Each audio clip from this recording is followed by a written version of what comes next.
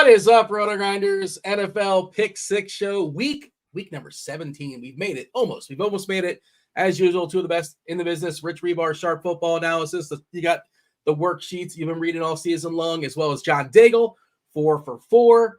Got to shout out the show winner, the Pick 6 show winner of last week. It's Farm Boy 13. The Week 16 Listener League. You took it down. You get yourself 1 month free of RG Premium. We did think there was a chance. Hribar, you were in front. It looked like you even DM'd us. You're like, yeah, I'm in good position. I think I'm going to take it down. Not only that, somebody apparently duped you, bro.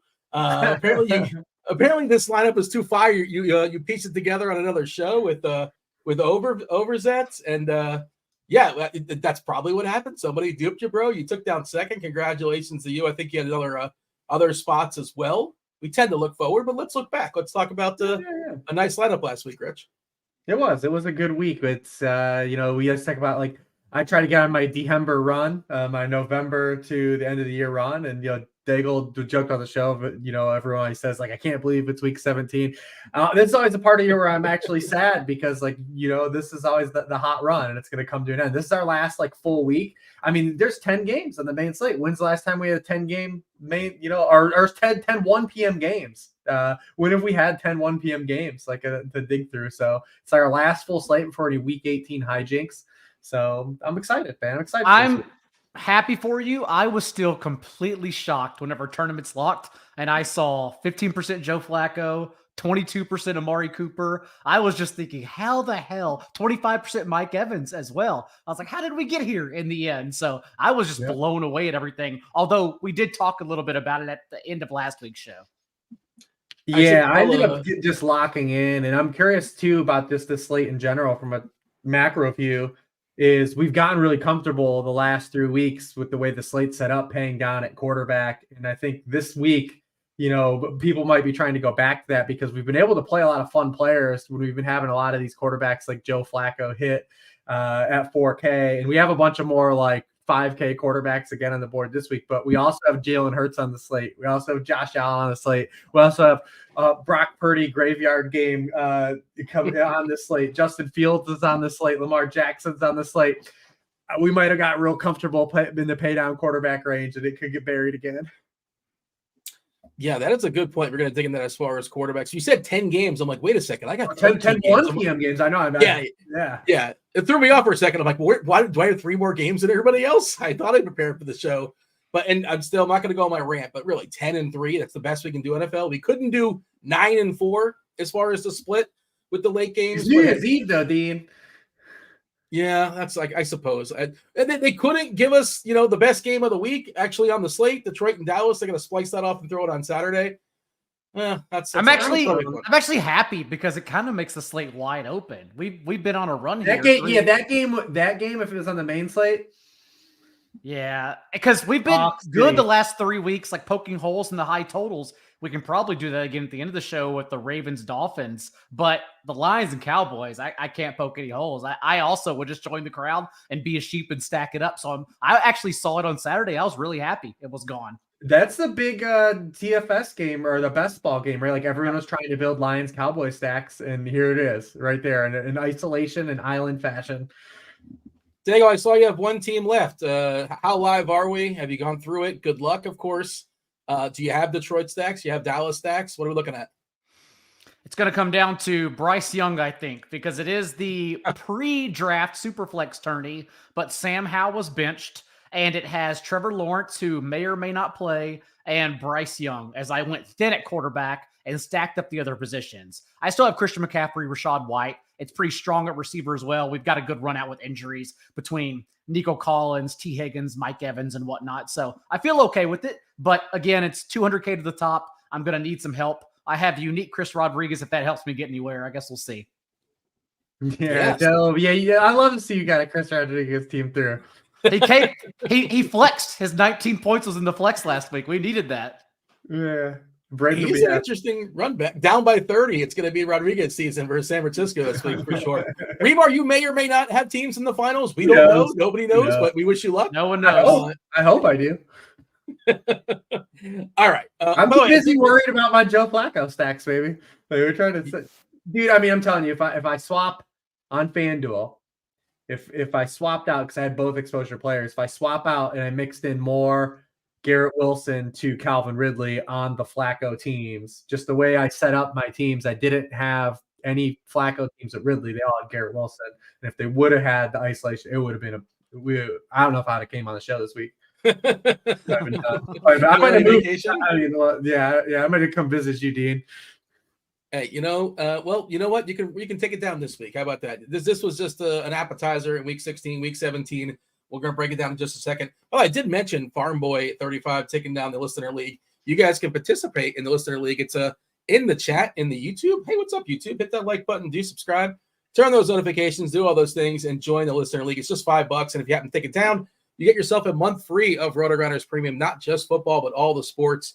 And Farm Boy, hit me up or let us know in the comment section. Find me so I can hook you up with the with the premium at DFS_Almanac. Send me a DM on Twitter. Send RotoGrinders a tweet. You will find us one way or another. You kind of mentioned, John, we have our 3 main games we talk about. I was kind of, somewhat surprised to not see Miami Baltimore. Maybe that's like one of the more fun games, but like kind of a DFS trappy. Maybe that's the angle you're going to work. We have fatigue. I have Dolphins fatigue, I think. Yeah, Hard Knocks. They're on TV at primetime every single week. You've had enough of a McDaniel. Well, because the offense literally is like 2 players at this point. So yeah. Also, 2 very good defenses. We saw the Ravens stifle Brock Purdy, especially in the second half. And then last week, yes, the Cowboys did fumble from the 2-yard line because Dak, although he's 250 pounds, they decide to give to their fullback instead, and he drops the ball. But even then, they were stopping the Cowboys offense and settling for field goals. So the Dolphins defense did their part, as we talked about. We don't have fatigue of the Arizona Cardinals, apparently. Arizona at Philadelphia, that's our very first game. Philly, 10.5-point favorite, 48 is the total. This is more about the Eagles than it is about the Cardinals. But, John, I'll let you start here. Should we touch on incentives at this point? I know that's more of like the last week of the season, but how much do the players care about MVP stuff? There's certainly some jockeying there. I guess you can make an argument that Hurts is still live for it, depending on Lamar is obviously the big favorite there. But what if Lamar loses to Miami this week? Other incentives we tend to dig in more last week of the season, individual incentives, and also just sort of like motivation. That's more of a last week of the season too. I did pull up the New York Times thing as far as the chances to make the playoffs. There's so much parity that so many teams are still live. They have a particular pass and routes. Denver has a 6% chance. They still said, screw it. Get out of here, Russ. We've had enough of your nonsense, which might be an upgrade. I don't know. Stidham might be better for all we know. But, that's just one. When you lose the Patriots at home on Christmas Eve night, it's pretty much a wrap. I don't care if it costs me $70 million or whatever it is. Get out. I tweeted Daigle's picture, the Sean Payton picture, the Netflix picture. It's a great photo. Who knows? We could be watching it next week. It's in Rich's hand. Oh my God, that's right. Maybe we'll watch it, or the Kurt Warner story. You guys already know what movie you're watching. Yeah, I know what we're doing. I'm already prepared. Paddington 2? No, it's not Paddington 2. Is it? Daigle, talk to me about Arizona, Philly. Start wherever you want to start.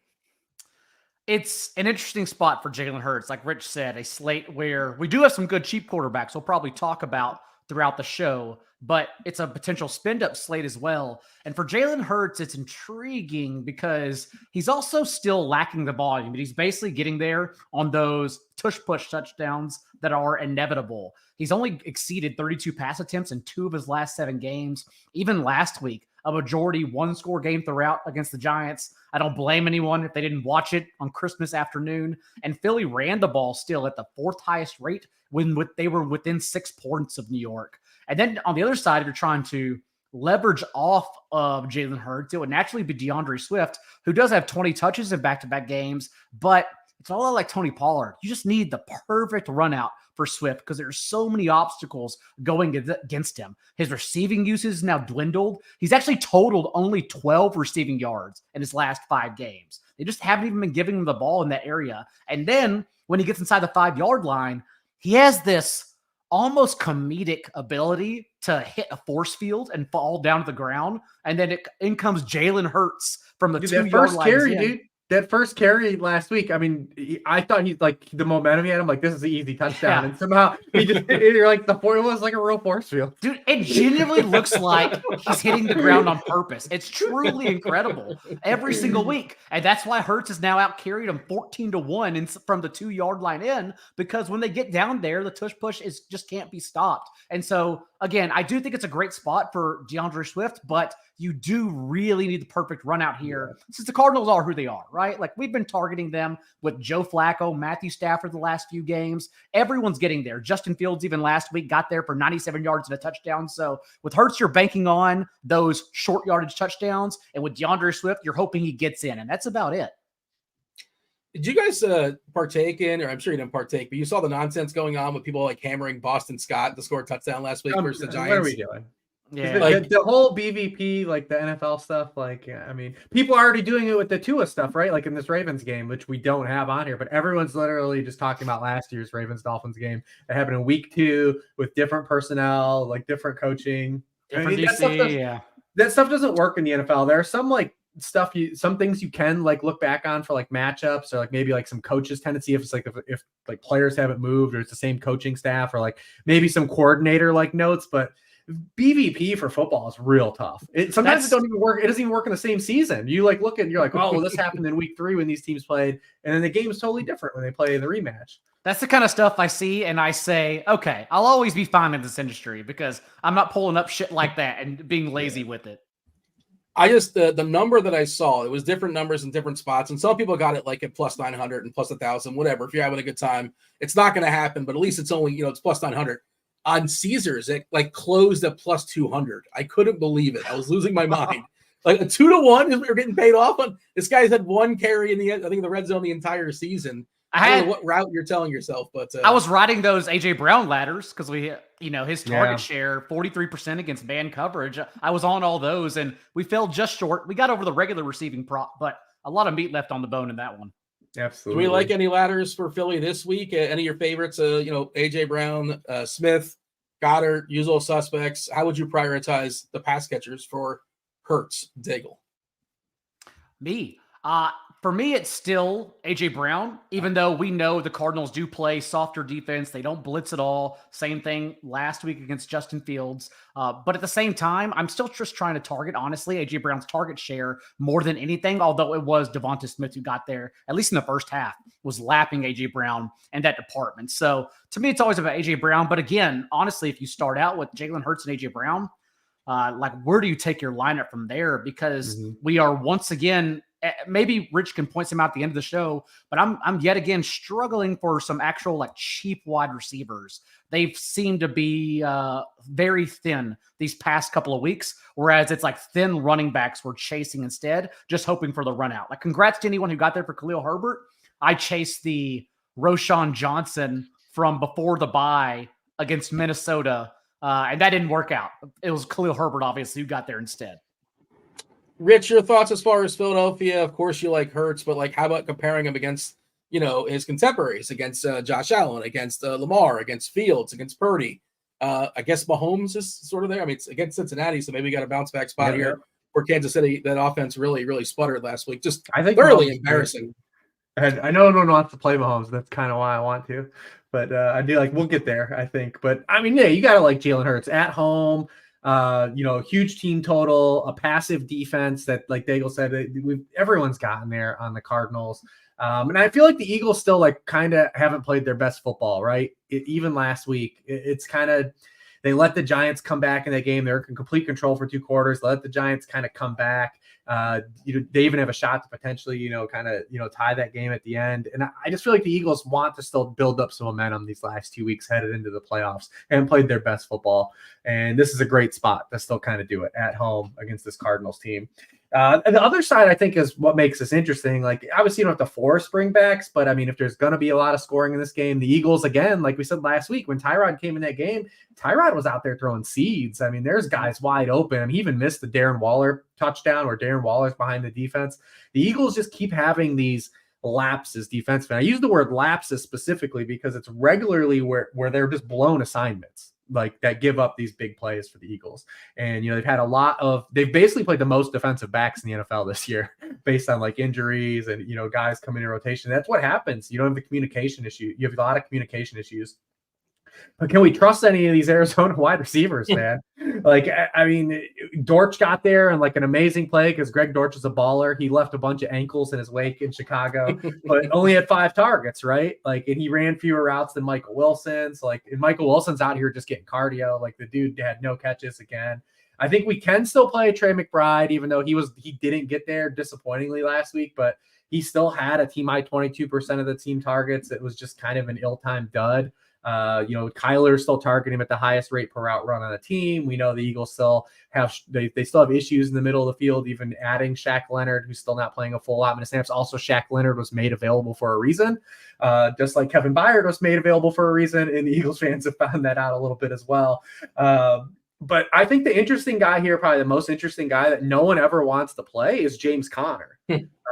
He's ripped off 3 straight RB1 scoring weeks. I see him in rankings every week. Rankings, and I have him just higher than the field. He's ranked supremely low, but this is a much softer matchup than we saw earlier in the year. The Eagles have started to kind of get flooded by some backfields. They're allowing 135.3 total yards per game to running backs over their past 6 games after the bye. Before, it was 82.2 yards per game over the opening 9 games of the season. They've allowed 4 RB1 scoring weeks. We've seen, Connor get involved in the pass game because, again, there's no the wide receivers are doing nothing in this offense right now. So you look at his touch count, kind of the opportunity here. I think James Conner still is sneaky as a guy that, you can get as a bring back here. Daigle, you were asking about some cheap receivers that you don't see many. I'm guessing you don't love what we're looking at as far as Arizona. They are cheap. Dortch, Moore, Wilson, the most appealing target, of course, the tight end. McBride, you got to pay for him. By the way, we didn't mention Murray. What about building this game through Murray? And I know you kind of touched on how bad the Philadelphia defense is. Does anybody think Murray and McBride, Connor McBride, and then AJ, something like that? Is that a route we're considering? Rich, John, another one of you guys. Where's the ceiling been for Kyler? At his price at $8K on FanDuel, what is he on? He's 6'3", DK. He's 6'3", so that's more palatable. 6'3" is more palatable. Kyler, if you look at he hasn't had a game higher than QB8 since coming back. It's if you get there, it's very much back end QB1 type stuff, and that's what you're going to get from a pay down guy. Yeah, you're hoping for a rushing touchdown. You're thinking does Kyler have the potential to get to 30? And I don't think this version of Kyler Murray does in this offense. 22 is his biggest number this year on DK all season, for what it's worth. That's at Houston about a month ago or so. I think last week was the first week he threw multiple touchdown passes, right? Yes. Yeah. 1-1-1-1-1-2. It's just tough, man. Offensive line is bad. There's no playmakers. The tight end's the best player in the offense. And there's an opportunity cost. There's a real opportunity cost this year. This week at quarterback, like you kind of mentioned a couple of times. Jump in here, John. Your thoughts as far as the Arizona offense? Dortch, Connor, and McBride, as Rich talked about, really the only 3 players I was on. Even Dortch, it's really just about that's the most value. You can try to run Rondale Moore out there, but Marquise Brown's absence just hasn't mattered at all so far. Dortch is the only one when he gets playing time, and he doesn't even really get much playing time. Used in 3 wide sets last week, but they need to be trailing a lot. Perhaps that happens this game for him to still get on the field along with Michael Wilson and Moore. So, yeah, for me, it's James Conner and Trey McBride, who's still running 68% of his routes from the slot. That's where the Eagles are getting tagged as well. So I do think it's a pretty good spot for McBride, but that's about it. Yeah. The one thing about Hurts, I was just concerned. I'm thinking about last year. Last year they had so many blowouts in the second half. He just kind of chilled a lot. I know the defense is worse this year, so Arizona theoretically has a better chance to punch back, but their offense is pretty putrid as well. And I hate the take of man, I'm concerned this team's going to score too much as a reason not to play them, right? Yeah. So I just sort of throwing that out there. It's I never like to have that 29-point team total. And I do like the flop lag though, for Daigle said, for McBride. The target share is still there. Obviously, I think a lot of people are going to get to George Kittle. They're going to want to play George Kittle in this slate. I think Kelsey becomes interesting, although he's never just cheap and discounted. Him and Stephon Diggs, that price ain't coming. It's not coming down. Yeah, the Diggs one, I go on that rant every single week, and it's just not happening. I don't price know why. moving. I don't understand why he's. We still might play him. Still might get there this week. Yeah, he's the opposite of New Coke, man. You know, yesterday's price is today's price. We almost got there. We almost got there on the Saturday slate with UCF's own Gabe Davis. We were very, very close. Yeah. You had a nice hit on Saturday. You played George Pick. You had Pickens and Gabe. Yeah, it was interesting because, like, it's one of those deals where it was set up so perfectly, and I had one lineup in like 8 different contests, right? And I made a lineup in 8 different contests, and I sort of spliced it off, and I said, okay, I'm going to put 4 here and 4 there, and I split it in 2 different lineups. Splitting it cost me a couple GPP wins, but like you can't really play the results. It just gave me an additional route because I was set up so nicely, like you said. Pickens smashed, and T. Yeah. Yeah. So it's just like, the volatile, all team volatile wide receiver they all hit on the same day. There's been a full moon or something, the right moon. It's the old like Thanksgiving Day slate strategy. Like you got to pay attention, you got to baby stuff, and like you got to adjust accordingly based upon. And it did cost me, but I'm still not like upset about it because like I got also like I saw the tweets too. Now the Pickens stuff, that was more probably matchup based and kind of more. But like a lot of people are on this thing where like Gabe Davis is like this up and down spot. Like I contend that if you look and maybe if you go read the worksheet, like Gabe Davis is actually pretty predictable for an unpredictable player. Like his spots have been pretty telltale when when it's a Gabe Davis week, right? Like when you should be on the upside of him. If you just look at his game log up and down, almost every one of the spots where you're like, this is objectively a strong spot for Gabe Davis, he's basically hit. And then every other week that it looks terrible, you just avoid him like the plague. Is it a man versus zone thing? What is the setup? Yeah, there's some man zone stuff in there, and just like basically, very opponent driven. Where teams are weak, on the boundary and giving up, vertical balls. And like last Saturday was like a clear spot to go after like the potential of Gabe Davis upside. It's amazing the Chargers hung in that game, and maybe we'll talk about this with positional plays with the Broncos offense. But dude, that Chargers defense, they just masked with a 2-point loss because. Good grief. 6.5 yards per play by Buffalo. Josh Allen went over 11 yards per attempt and you wouldn't even know it based on the final box score. Like they just got smoked in that one. I just think general rules of Gabe Davis is like on a small slate, and if he's going to be relatively low, you just got to be over the field on him and just volatility. Because the floor is 0. It was a great legit 0. Though. It was like a legit good spot to play Gabe Davis, and people are like, "Oh, Gabe's doing his thing." I'm like, I even started him in SFB. I have him in SFB. I'm still alive in that, and I was like, easy Gabe Davis spot. There are only 50 people left in SFB. Yeah. I had picked 10 in my league, and the room gave me Christian McCaffrey at pick 10, so we're still here on the strength of CMC. And Kyron Williams was my last pick of the draft. When did you draft it? The CMC was July, right? July. It is. So those are always heavy quarterback drafts. Okay. Because it's 2 quarterbacks, and it is higher scoring. You get points for like carries, and like it's very high scoring league. So my league had like a supreme quarterback run early in the draft, and I wasn't gonna force I'm trying to think like who like the QB 10 was last year or when we were drafting. Like I wasn't just gonna force him though. I think it was Trevor Lawrence. I think I was gonna guess Lawrence. But I was like, I'm definitely just going to take CMC and see what happens. And here people would take, Daniel Jones over CMC. Right. Yes. Because of first down points. And it's like good players are still good and players. FOMO, right? And FOMO, people see that quarterback run and they're like, well, everyone else is taking quarterbacks. I have to take one. And, it's why I love Superflex League so much because you're still trying to have good players. There is no rule that says you have to start 2 quarterbacks. You're still falling. People were getting like Justin Jefferson in the 2nd round. Yeah. And it's. I just got eliminated last week, but also because I don't have Amari Cooper or Breece Hall. I have Amari Cooper too. I also have Amari Cooper, and we ride that way. I was in a lot of semifinals and redraft, but I will Amari say this. Cooper or Breece Hall.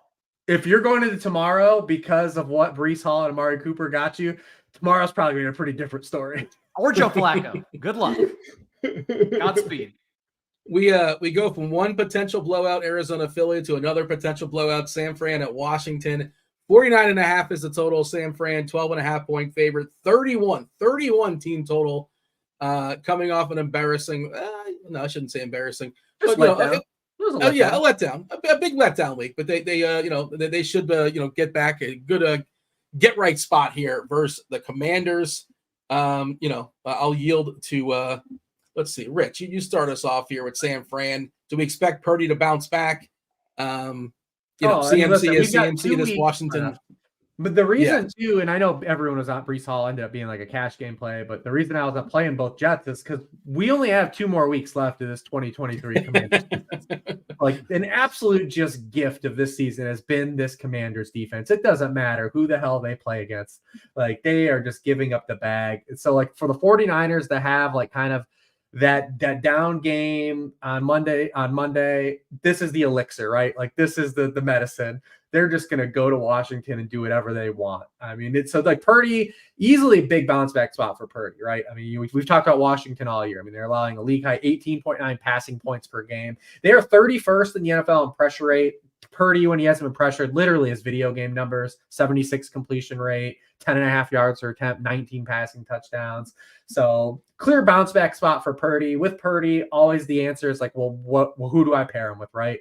When he's been cooking, like, we've got Debo back to like on that run where he was looking like 2021 Debo, where he scored like 9 touchdowns and 30 touches over a 4-week sample. Ayuk is still out there rocking, and we've got George Kittle, but like all these guys and these blowouts, like no one's ever getting double-digit targets, right? It's like, who am I paying for to max out these 6 to 8 opportunities in this game? And that's what always makes the 49ers so hard. What is still interesting about the 49ers, though, is you can play Purdy with Christian McCaffrey. Like, he is one of the guys. We've been hammering it all year.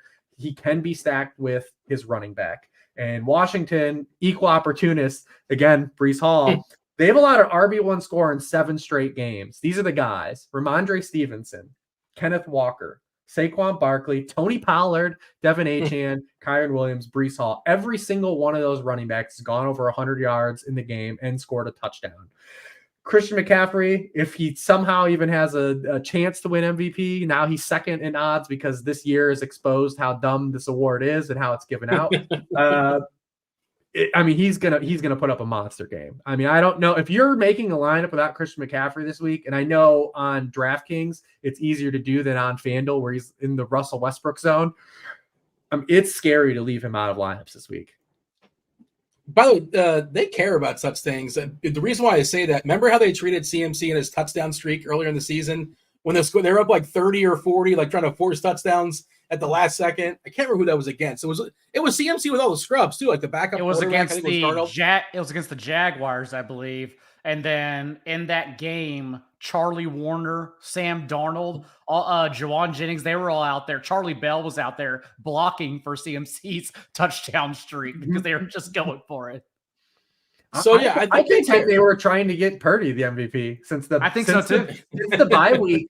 All of their rate stats, especially like their red zone dropback rate and all that stuff, like was going nuts. The players were getting asked after the game about Brock Purdy every week by me and Sis Greg. It felt like a chippiness. It felt like there was a conscious effort to not boost Purdy stats, but to like win that game through Brock Purdy on Monday, and that went sideways. CMC currently the second favorite right now, the MVP. Lamar number 1, Tua third, Brock fourth, tied with Josh Allen. That's basic. The thing is kind of nonsense. And I just thought it was interesting because I think they notice these things and it seems like they care.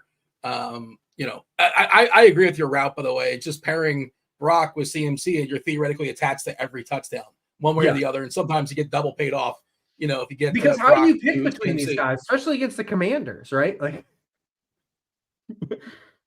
it's so good. Can you figure it out there, John? Your favorite pairing, for Purdy, or just even a la carte, your favorite a la carte piece when it comes to receiver, running back on the San Fran side? It's really a tough fade to like play nobody as far as the skill position versus Washington because they really should ravage this team. I guess it's possible there's a route where nobody really fully smashes. Everybody just kind of sort of gets there or like doesn't quite get there and nobody really is necessary. But how would you prioritize the skill position players and throw in a Purdy as well for San Fran, John? I still have PTSD from the Thanksgiving slate whenever I had 7K left over and I was just swapping between Kittle and Debo all the way down to Lock. And it was Debo the one who won every single lineup because, yes, it's just genuinely impossible to pick between them since the matchup is just theoretically good for all of them since Shanahan's the one who helps them get open. I usually just let it boil down to ownership. And this week, based on projections, I don't know what you're seeing, Dean, but it does seem like George Kittle is going to be one of, if not at least top 2 highest rostered tight ends. And so to me, that seems to come down to then Debo probably or Ayuk, along with Christian McCaffrey and Purdy. The good thing is in this slate even, I don't know if Purdy is played too much. It's only Wednesday. I could be wrong on that, but I think he may get lost a little bit in the shuffle for recency bias. People wanting to target Eagles Cardinals instead. So I do love Purdy. Like it's very easy to say that in this matchup, but my favorite quarterback probably on this slate. And then on the other side of the ball, I think we'll have a position where if people want to keep running this train of 2023 DFS, like maybe Jacoby Brissett does get high rostered for his salary because since he's come off the bench the last 2 weeks, he's led 5 drives, and all those drives ended in a touchdown. Like he's out there just winging it in garbage time, hoping for the best. And so if that lets us get our ceiling with these 49ers players and just continue piling on the points, that's obviously great for the game environment. So Terry McLaurin has a team high 22.5% target share from Brissett these past 2 games. Also, it's a very small sample, but Brissett is 5 of 7 for over 9 yards per attempt under pressure as well these last 2 weeks. And the Niners, based on their secondary, like their weakest component are their cornerbacks. And so that's why like they're literally dead last in the league and yards per game and catches per game allowed to opposing boundary receivers. So I think it is actually maybe not the cleanest, but a pretty good spot for the Commanders passing offense as well. Question is there a chance, I know Brissett's clearly outplayed, is there a chance that he gets hooked in this game, or is it basically his? I know there's no future. They announced him as the starter for the actually the rest of the season. And that wasn't just Sam Howell 2 games in a row not having it. That was basically his 6th game in a row where he's been bad and he was solely living off of rushing touchdowns, and it wasn't sustainable since the carries weren't coming up. He was just falling forward because they got into a range where he could get a goal line score. By the way, I checked out our tight ends, and Kittle coming in at 2nd most popular on the optimals on a Wednesday night. And I got to drop the disclaimer as always, grain of salt Wednesday night. So many things you have to call. 2nd most popular in FanDuel on DK, not popular at all. He's not hitting. I ran a bunch of optimals. I don't think he's hitting any. He's in 1. He's in 1 out of the 99 I ran, which is pretty surprising, but that's where we're at. And you mentioned, is Gerald Everett number 1? He's number 3 in the Isaiah DK Likely board. is number 1. No. Isaiah Likely 1%. Ooh. Oh, again, this is there's fragility to this stuff, and just don't read into too much. But and a lot of it's dependent upon, you talked about Brissett, and like Brissett might be viable if nothing opens up, but something probably opens up as this week progresses. I imagine we'll see. Well, it's on quarterback. Well, there's some weird names. You thought the quarterback names are weird. Mason Rudolph, right? You want to play Mason Rudolph? You want to double down on Mason Rudolph? You think he's going to continue things going forward? Probably not. But maybe our tight end is tied to Mason Rudolph. There's a little tease for you. No, we're not doing this again. Runbacks for Washington. Who wants to sell me something for Washington? Well, Daigle did. Daigle just sold you. Well, I guess he didn't sell you. Well, Brissett. Brissett is a pain. Brissett played pretty well last year with the Browns too. I don't have a problem with that. I just don't know if it's gonna be enough on this slate, right? Like we talked about it in the open. Like, is your 20-point quarterback game from your 5K guy gonna be enough? Now, if there's a way, if we're gonna try to get CMC and Tyreek Hill in the same lineup, you gotta play one of these guys, right? Like you have to play a Brissett, you have to play a Stidham, you have to play one of these jamokes down here. Is he the best, like 5K or less, ish 5, as far as? Well, FanDuel was on it because, there's been this threat. Obviously, he had played already. FanDuel, he's like 6'8", so like you can't get him for free over there. But I think on DraftKings, he's 4'9", right? And Stidham's Stidham's 4-8, and I mean, I go to bed at night. Stidham's game against the Niners last year's lives rent-free in my head. Like, how did he show up and sling the ball like he was Joe Montana? I will never get over because the pass volume is going to be here, right? Like like Brissett's going to throw maybe 40 times in this game. Mm-hmm. And we've seen this year too that in the early starts, like Joe Flacco is still hanging around. I'm so interested in that Jets game because it's going to be a true test, even though he did do fine with a few turnovers against the Bears, which is an equally tough test. But we've seen now backups come in. It's like 3 hot games and then they're done. Once teams get film on these guys, it's game over because they can't adjust. That's why they're backups. And so maybe that is the case here, or maybe it's still early enough where Brissett is still really hot here. Just going to say the optimal stuff I have for FanDuel, it's all spend-up quarterbacks. Josh Allen, Mahomes, Lamar, Hurts, Fields, Purdy. The cheapest one that comes in at 3%. Stidham is 3%, but then T-Mobile, Tyrod Taylor at 3% on FanDuel. Maybe he's the cheapest, most interesting option on DK. Can he still move? How old is Tyrod these days? He's averaged 6 series in his 3 full games. You know, as long as it's all relative. He missed the touchdown, but he threw a couple ropes in that game, man. I think when he played the Bills, is he 35 now? He's got to be up there. 35, 36. Yeah. When he played against the Bills too on Sunday night, we came off the bench. Like, he was moving the ball, dude. 34 it's all years relative. old. It's all relative, but he is their best quarterback. Again, it's all relative. Yeah. Sure. Okay. Let's. Is there any? Okay. You got anything here, Rich? As far as watching? No, I think it's tough. I mean, I think if you go the Brissett route, the problem is like they have kind of a flat. You know, all these receivers. No one gets a lot for Washington, for a team that throws as much as they do. If you just look at all the targets for these wide receivers, like no one has a lot of targets though, and that's what makes it tough to play these guys. And McLaurin's another one of those guys that's probably. He's not expensive, but also his price is not indicative of what we've gotten out of him this year. he basically has career lows and everything. He only has 3 touchdowns. I would say he'd be the guy, but like it is a tough pairing. It is tough to figure out like when it's going to be like, or is Curtis Samuel going to get like the dude that scores a touchdown this week, or is it that goes to Jahan Dotson? You know, last week Logan Thomas scored the touchdown. It is tough to figure out who to pair him with. Where it's easy to say like I can just maybe you just ISO him, but.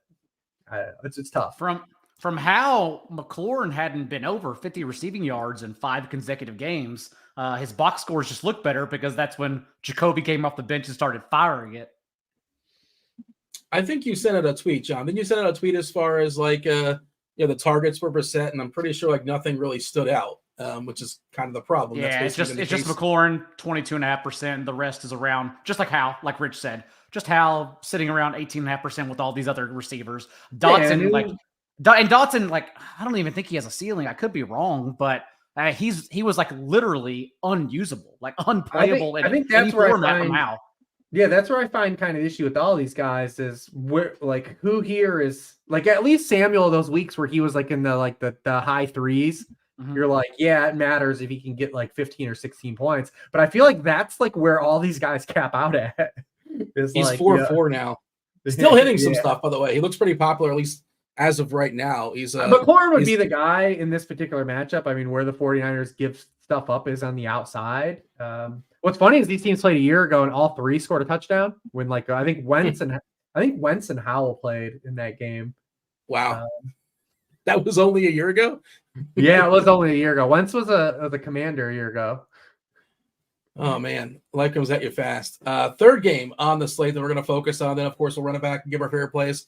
Position by position, the Saints at Tampa, 42.5 is the total. Tampa Bay, 3-point favorite. John, I'll let you start. Open wherever you want to open. It's another week where we can target the Bucs defense. Rich was the one who wanted to slap the Jaguars game against the Bucs last week, and we got Trevor Lawrence in the end. But as we've seen this year, whenever quarterbacks, which is actually why I'm kind of concerned about CJ Stroud, he'll probably be fine because the Titans defense is still pretty soft. But whenever they've returned from concussions, obviously they've been forced back and they're not good in their first game back. But even then, Lawrence, CJ Beathard combined for roughly 18 fantasy points last week against the Bucs. Evan Ingram and Calvin Ridley did just fine. We're in some winning lineups as well if you played them on the opposite side. So we can still go back to this Saints offense because as much fun as we've made of Derek Carr this year, and rightfully so, Like he actually is somewhat showing a ceiling now, and it's all been in garbage time. But maybe that's the case again here, since he's been the QB9, the QB5 the past 2 weeks, and we actually have a honed-in target share. Chris Olave just continues scorching the earth. I couldn't believe, even returning from an ankle injury last week, and even, you talk about Carson Wentz last year, even the Rams-Saints game last week feels like it was an eternity ago. But his prop opened up at like 63.5, and it's like, in what world is Chris Olave like not hammered targets? And it's been 2 months straight now where he's just constantly getting fed from Derek Carr. Not to mention Rashid Shaheed now also standing out. So again, we need the ceiling here. Quarterback's going to be such an important part of the slate because you need the guy if you spin down to be able to top these other ceiling guys. But Derek Carr honestly will probably be in my pool just because of the spot he's in. Rich, Saints? I'm definitely going to be all over Olave for sure in this matchup. The interesting thing about Carr is this fits kind of that MO we talked about, that lead in. A lot of people are probably going to look back when these teams played in week 4, and Derek Carr was just terrible in that game. He threw for a season low 3.4 yards per pass attempt. He averaged less than a air yard per completion in that game. 61% of his completed passes were behind the line of scrimmage, the highest rate for a quarterback in a game this season. But if you remember, the week before that, he got knocked out with a shoulder and potential concussion in that game. They played the Packers the week before that and blew a 17-0 lead. It feels like another season ago, but that was this year. And this Bucs defense is in a different spot than where it was. The Saints offense is a different spot. I mean, this Bucs defense got a little healthier last week, but they still kind of gave up the production we were looking for. And we know that they are still a blitz-heavy team. They blitz the third highest rate in the league. And Derek Carr has actually been excellent against the blitz this year. He's 6th in the league in completion rate against the blitz. He's 6th in yards per pass attempt against the blitz. And he's got a 105 quarterback rating against the blitz. It's 9th in the league. The beneficiary of all of those stats is Chris Olave. He's been targeted a team-high 29% of the time against the blitz, 2.9 yards per route run against the blitz. The only players with more receiving yards against the blitz this season than Chris Olave are A.J. Brown, Amon-Ra St. Brown, George Kittle, and CeeDee Lamb. So definitely going to be in on Olave for sure. Ridley had 0 at the half last week, and he still got us there in Calvin Ridley fashion. But Olave is definitely a guy that I'm perked up on early this week. I opened up the sports book. You got me excited. 66.5, Rich. So we like the over. That seems a little bit too low, right? That's almost insulting to Chris Olave. 66.5. He has either 100 yards or a touchdown in 6 straight games. The targets have been there. Shaheed, I think, is playable in this game. You need a big play from Shaheed. That's what he is. He did have a 23% target share last week. It matched the season high, 22.5%. The thing is, 32.5% of his targets are on throws 20 or more yards downfield. That's the highest of any receiver with 50 or more targets this year. But the Buccaneers have allowed 23 receptions to wide receivers on those targets. That's 24th in the NFL. So, I mean, I don't know if I'm going to get the Carr just the way the slate is. Like, he's kind of like a purgatory guy. But I can see the angle to playing him, like Daigle laid out. But if you are going to run Carr, I do think doubles are in play with him, with Olave and Shaheed. Saints still mathematically alive to make the playoffs despite being 7-8, 12% chance. Bucks 84% chance, 8-7. And Mayfield's playing for a new contract, or at least an extension to get another year running the ship here. I think he kind of sort of earns it. We talked about it last week. Future Hall of Famer Mike Evans feels kind of just disrespected in the fantasy DFS space for whatever reason. Looks like an awesome run back. Daigle, your thoughts as far as the Bucs? No Marshawn Lattimore either, so we will not see the. Is this the first time? That's a good point. Yeah, I didn't think of that. Yeah, there will be no fight. Look, Mike Evans isn't getting ejected. At least I don't think he's getting ejected in this one. The under was always a sharp bet whenever he faced the Saints because he plays about a quarter. They're gonna fight. They're gonna fight. I think that's some wild stuff over the years for sure. All right, John, what do you got as far as the Buccaneers? On the other side of the ball, it's kind of why I love this game so much, more so than the Dolphins-Ravens too, because the Saints defense, like Rich alluded to, it's just not the same at all because of all these injuries that have happened throughout the year. And out of their bye since week 12, Desmond Ridder averaged 8 yards per attempt. Jared Goff averaged 8.5 yards per attempt. Stafford last week, 320 and 2 touchdowns comfortably. So yeah, for Baker, who's just been on a roll the last 2 games in good matchups, it's the same thing here. And again, you kind of know where the ball's going. Like we talked about, I was heavy on Chris Godwin, and then I had to end up swapping, if only because I thought the field was going to also be on him, and I needed to get some leverage in that game in the second slate. And then, of course, because he's Mike Evans, it just doesn't even matter. He just continues to box out Godwin in every aspect available. Like we already said, no Marshawn Lattimore, so we don't have to worry about the shadow splits as well in their historic battles. So yeah, for Baker Mayfield and the Bucs passing attack, it's also a great matchup.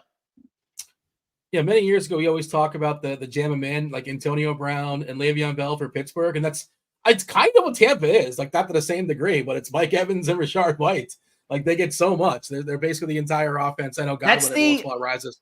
Issue in this slate is that we're talking about all the good players, but the good players are also expensive. Whereas we talked about Greg Dortch a little bit, but beyond that, I'm still not sure the direction of how to get these guys in. We do live in the world of a salary cap. Hopefully some stuff will open up as the week progresses. I know, John, you kind of yielded on some cheap receivers. Maybe Rich is hiding a couple. He'll fire off later on the show, some cheapies that make stuff work. Rich, what do you got to add as far as Tampa? No, I mean, this is we talked about last week why we like to pick Tampa in these games and for game stacks and onslaughts and small field stuff is because they just have such a tight opportunity tree. And, Godwin has now, really he's gotten double-digit targets at 3 straight games. This game is more of an Evans, like on the peripheral objective stuff. Like, the Saints play a little bit more man coverage. Also, the Saints are a team, like when these teams met earlier in the year, like their secondary is playing a lot worse the past, 4 or 5 weeks than they played earlier in the year too. So a lot of that was opponent driven. Saints really faced a slog of bad quarterbacks the opening half of the season. Now that they faced a couple better offenses, we've seen this time some of the exposure they've had since they lost Marshawn Lattimore weeks ago. It's caught up to them a little bit. I mean, the Rams had no trouble doing what they wanted to on Thursday night. So I think it's a real good spot for Evans. They still play a lot of man coverage. Yeah, I mean, it's just real easy. It's really easy to play this game. It plays itself. Rich, I'm curious if you were tasked with picking the 3 games this week. John always does a great job for us.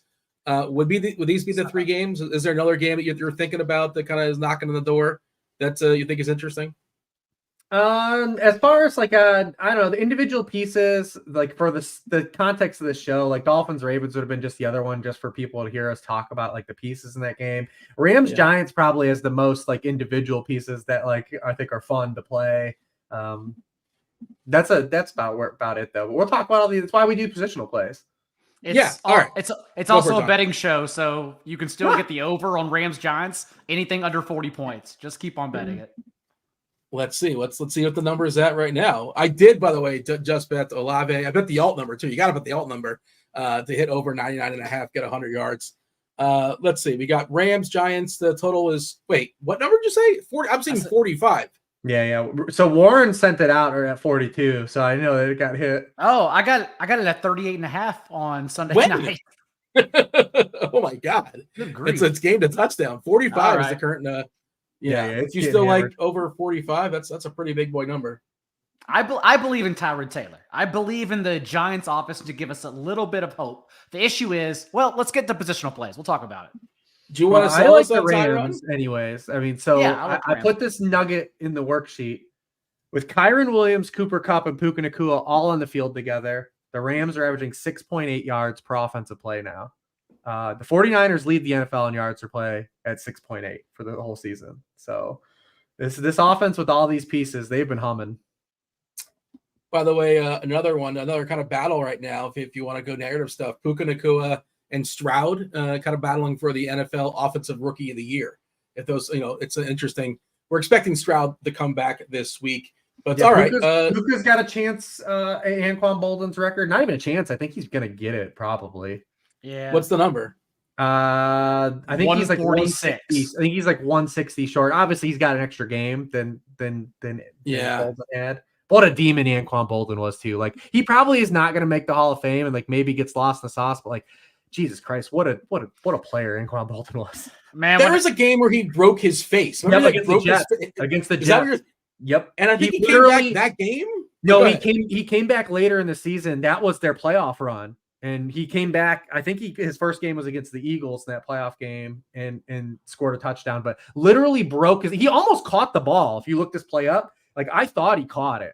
And before that, he was on like a heater, like was absolutely dominant. Because I remember I had him on a fantasy team. But he literally broke his face. Whenever NBC sent Josh Norris and I out to the 49ers Chiefs Super Bowl in Miami, we interviewed Anquan Bolden, one of the many players we interviewed. And like, I was so intimidated, not only because I was a big fan, but like, he's also just a scary guy. Like, he's a guy that I was just like, I knew how tough he was. And I'm like, I'm so soft. I'm such a wet man. But he opened up. He was laughing a lot. Like, he actually had a good time with us. Man, he was an absolute demon. And, he was awesome. And I'll never forget him for a different reason is because do you remember when the Patriots had Julian Edelman play cornerback that one postseason, and he literally they had him guard Anquan Bolden, like he was getting dusted. Anquan Bolden was absolutely putting in work on Julian Edelman. Like the Patriots did not give a shit. They were just like, go ahead, man, go ahead and get roasted, because that was the game that they almost won. And the Patriots lost that Super Bowl to the Giants because everyone was like hurt.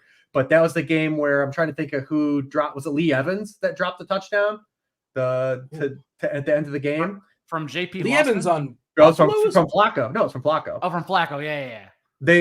They literally had Julian Edelman just on Bolden, like, and Bolden was just cooking it. He was cooking this dude. And I was just like, oh my gosh, I feel so bad for Edelman. Rookie season for Bolden, 101 receptions, 1377 as far as yards, 8 tutties as 17 games. His first career game, didn't he go for 200? I don't know. I'm not sure. That sounds vaguely familiar, but yeah, maybe we can find that in the Google as well. But some quarterback. I just pull up his thing. His first game. Yeah, dude, 10 first career game, 10 for 217 and 2 tuds. That's got to be a career high for a rookie, right? Like first game ever. That's got. Alan Hearns couldn't even do that his first career game. Puka Nacua couldn't do that his first career game. John, so basically, Puka's trying to go wire to wire with him because Puka week 1 kind of hit the ground running. It's fun, man. Anquan Bolden, love it, spectacular. Takes us back for sure. John, quarterbacks, what do you got? Who we not discussed just yet that you're interested in this week? Rich already hinted at Patrick Mahomes, so I'll leave it for him. I'll give you the other spin down option, and people may get there. I'm not sure, but. Given what we talked about with the Chargers defense on Saturday night and really just lucking out to compete against the Bills, I do think Jared Stidham is live. And honestly, you ask like, hey, how do you spend up for Brandon Ayuk, Deebo Samuel, George Kittle, Christian McCaffrey, Terry McLaurin, list goes on. I mean, if Cortland Sutton's out with his concussion, you have Jared Stidham, you have Marvin Mims, and hats off. Go nuts, kids. Do whatever else you want with your lineup. Mims. One more time. What better way to end the year than the way we started with Marvin Mims? I mean, is Mims ahead of Johnson? No, Johnson was ahead of him, but still, like, we don't care. Like, we just want the big plays. Okay. But could Jarrett Stidham be the guy to make Jerry Jeudy happen? I would love it. This is definitely we're operating under the premise that Cortland Sutton does not clear concussion protocol. By the way, how much can Stidham move? He's not like a dog athlete. Last year he had 2 starts and he ran for 34 and 50 yards in those 2 games. 7 carries in those games too each. 1 was a long run. Mims has run 49 pass routes with Cortland Sutton off the field this year. He's been targeted on 25% of those routes. He actually leads. So with Cortland Sutton off the field in total, just plays Cortland Sutton's off the field. Marvin Mims has 180 receiving yards. The rest of the Denver Broncos have 227 receiving yards. So even though he did run fewer routes than Brandon Johnson, I mean, he'll be in play. Also, Stidham was aggressive last year. He had 9.3 air yards per target. 17% of his passes were on throws 20 or more air yards downfield, which is the Mims zone. I mean, man, 2023, one last chance to lose money with Marvin Mims. How could we pass it up? Commanders defense of Marvin Mims. If Jeudy wasn't so dumbly priced, I would be more into ideally maybe taking a shot on Jeudy. Jeudy is 6'2" on FanDuel and 5'1" is whatever. But like same thing with McLaurin. Like Judy is especially like that dude should be 4.7 or some shit. Even like, Calvin Ridley got to 4.2 at one point. Like, how did Judy not ever reach the 4s? That's wild. Okay, go ahead. Tell me the highest DK score Judy's had all season long. Like wide receiver 29 is his highest finish still. I think we played this game once during the season. He's 1 touchdown. Hasn't changed. I mean, he still almost got there. So when these teams played earlier in the season, he actually was the wide receiver 26 in expected points. It's like a new prayer yards expected. Where do I cash in my? Do you remember he had a touchdown? They actually called it a touchdown on the field. He just like nonchalantly didn't get his second foot down. Then he dropped like a 40-yard pass where like Russ threw a dime to him like on the right sideline, and he just dropped it, just like put it down. He ended up finishing the game with 2 catches for 16 yards. But I mean, it is still the Chargers defense. Obviously, people just go all the way down to Mims if you go that route. But Steve Smith was right. Is that what I'm hearing? 13.1 is the highest total we've got out of Judy so far this year. Yeah, I mean, how is he 6'2" on FanDuel? Like, that's crazy. That's gross.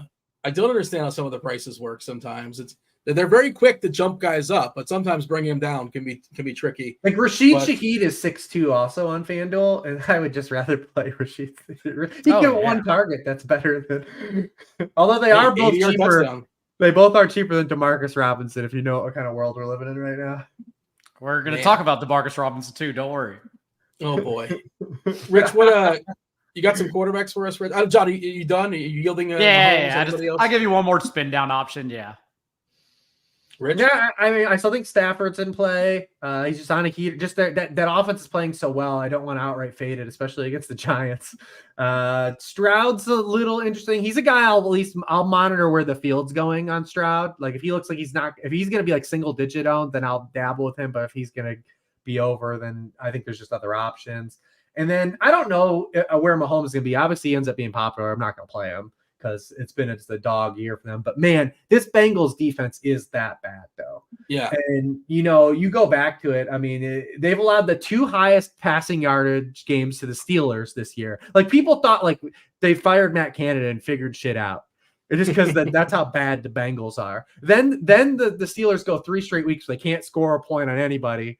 And then they look awesome again against the Bengals. The Bengals are allowed 9.2 yards per pass to the Nick Mullins type of bad. They are anything you want to do against the Bengals, you can largely do at this point.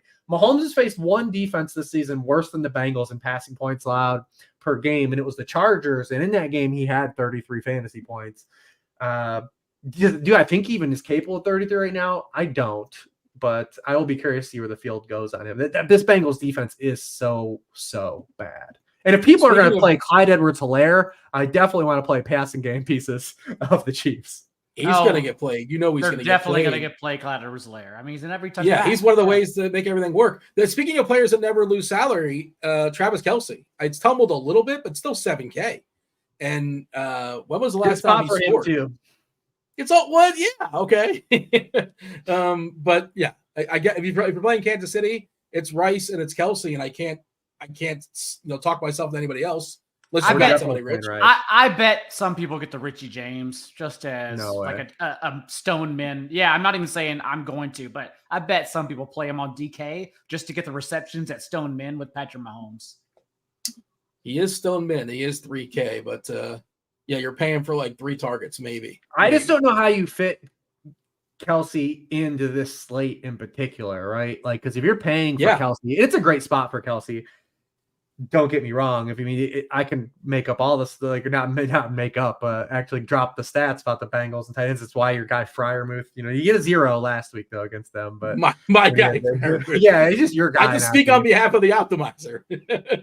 but yeah, but I mean, if you're paying $7K for Kelce, that means you're foregoing a good player somewhere else. And like I said, if you're not trying to get the Christian McCaffrey, if you're not trying to get the Tyreek Hill on the slate, then I don't know really what you're up to. Let's jump the running backs. Rich, I'll let you open it up as far as RBs we've yet to discuss. I will just speak on CH. If he is popular, he sucks. Like, this dude is bad. He has a 25% success rate as a runner. That's 60th out of 63 running backs at 50 or more runs this season. The 3 running backs below him are Jamal Williams, Dameon Pierce, and Dalvin Cook. He has 4 runs of 10 or more yards and 68 attempts. That's 56th of the same group. This Bengals defense has woken up a lot of dormant people. It talked people into Ty Chandler being good. Maybe they can make the ghost of CEH work, but man, if he's really popular, I feel like he's just such a clear outright tournament fade. But like 17 opportunities or something like that, it doesn't matter if the running back sucks. What if he doesn't get 17 opportunities though? What if this is a game where Mahomes it's a Mahomes Cook game? Maybe. Yeah, they're 7-point favorite. Their line is beat up too in Kansas City. I'm not sure if it's going to get healthier within the next week or so. But this is a really bad football player. Yes, yeah, but like, are you from the school of like running backs generally don't matter? In cash games, that's fine. Who the hell's playing cash in week 17 right now? Yeah, week 18 you probably should be playing it. That's the information slate. I might jump back to play some cash games. I have not played for several weeks though, but. Yeah, it's a really interesting fate. Yeah. But shout out to you. You guys, I think it was both you guys were saying do not play Chandler last week, and he sucked out getting a touchdown, but he was pretty terrible otherwise last week. Didn't get. And it wasn't because of Alexander Madison, who only played 5 snaps. Like it was everything we laid out. Detroit funnel. Yeah, Detroit funnel. They're good against the run. They're good, and they don't allow running backs to catch passes. That's the thing, man. Like again, as someone who was in on Tony Pollard in the preseason, I'm outright just benching Tony Pollard in some spots this week. It's why. What am I expecting, right? Like, what can I possibly expecting on Saturday night from Tony Pollard? Watching Nick Mullins was incredible too, because that guy, it's like Brett Favre. It just throws the ball down there and you hope. It's crazy. And he's got no arm strength, which is amazing. No. It's like, remember in Tecmo Bowl, like how the better your quarterback was, he threw the ball in less of a loop. Like like Dan Marino and Tecmo Bowl just threw laser beams, but like he had Scott Zolak, it like took like 3.5 seconds to throw like a rock, like it just like a ball went over here. That's Nick Mullins. Like every Nick Mullins pass, I think of like Tecmo Bowl, like it just makes that noise and it just floats. The touchdown celebration in Tecmo Bowl. If you're of a certain age, you know that theme. You can pull it up in your head at any time for sure. Did you have a take, John, as far as CEH chalk? Are you in? Are you out? And like ideally, I don't think I want to be there, but if that's what makes everything else work, and I can be a little different around it, I don't know. I mean, it's a salary thing. It's just so cheap. Salary and opportunity for me circumvents. He's the same price on FanDuel as Devin Singletary and James Conner. Okay. James Conner's not going to get played either, and I do love Rich stole the spotlight because I was setting up James Conner. I do love James Conner in this slate. He is definitely on DraftKings a lot more palatable where he's priced because you need Josh Jacobs to sit and then Zamir White's there. I think people have finally had their fill of chasing the Jalen Warren dragon. Devin Singletary also 5'6" though, and Javonte Williams 5'6". Early optimals, by the way, again, grain of salt, right? CEH is hitting the cap 70%. That's what I cap it at. Zeke Elliott 63%, CMC 34%, Kyron Williams 28%, and then there's Devin Singletary 27%. And there's White at 20%. So it's the really good ones and the ones that are going to get volume, right? That's what we're seeing so far. Early optimal stuff. John, running backs. Anything else you want to add? What do you want to throw in the conversation? Go for it. We're waiting on, like Rich said, Josh Jacobs and Zamir White, since the Colts are getting dusted by running backs, 29 PPR points per game to backfields out of their bye. And that includes like Rashad White and Derrick Henry going over 100 yards, guys that typically don't. Even last week, both Tyler Algier and Bijan Robinson averaged over 6 yards per carry. So Zamir would be wonderful over CEH. And then it's not a good micro spot, and it's FanDuel only. But depending how you see this Ravens-Dolphins game panning out, I don't mind Gus Edwards. I think I think it's going to be more of an under game. And maybe the short week for Baltimore will screw this up entirely. But Christian McCaffrey is the only player with more carries than Gus Edwards in a 2-score lead. And that's including when Keaton Mitchell entered the rotation from week 6 on. And so if you do think it's a game where the Ravens defense dominates this one, putting 2 under pressure, since he's been an entirely different quarterback when he's under duress, I do like Gus Edwards in this slate too. Anybody else worth throwing into the conversation, or shall we jump to receiver? Yeah, I think there's a couple guys still.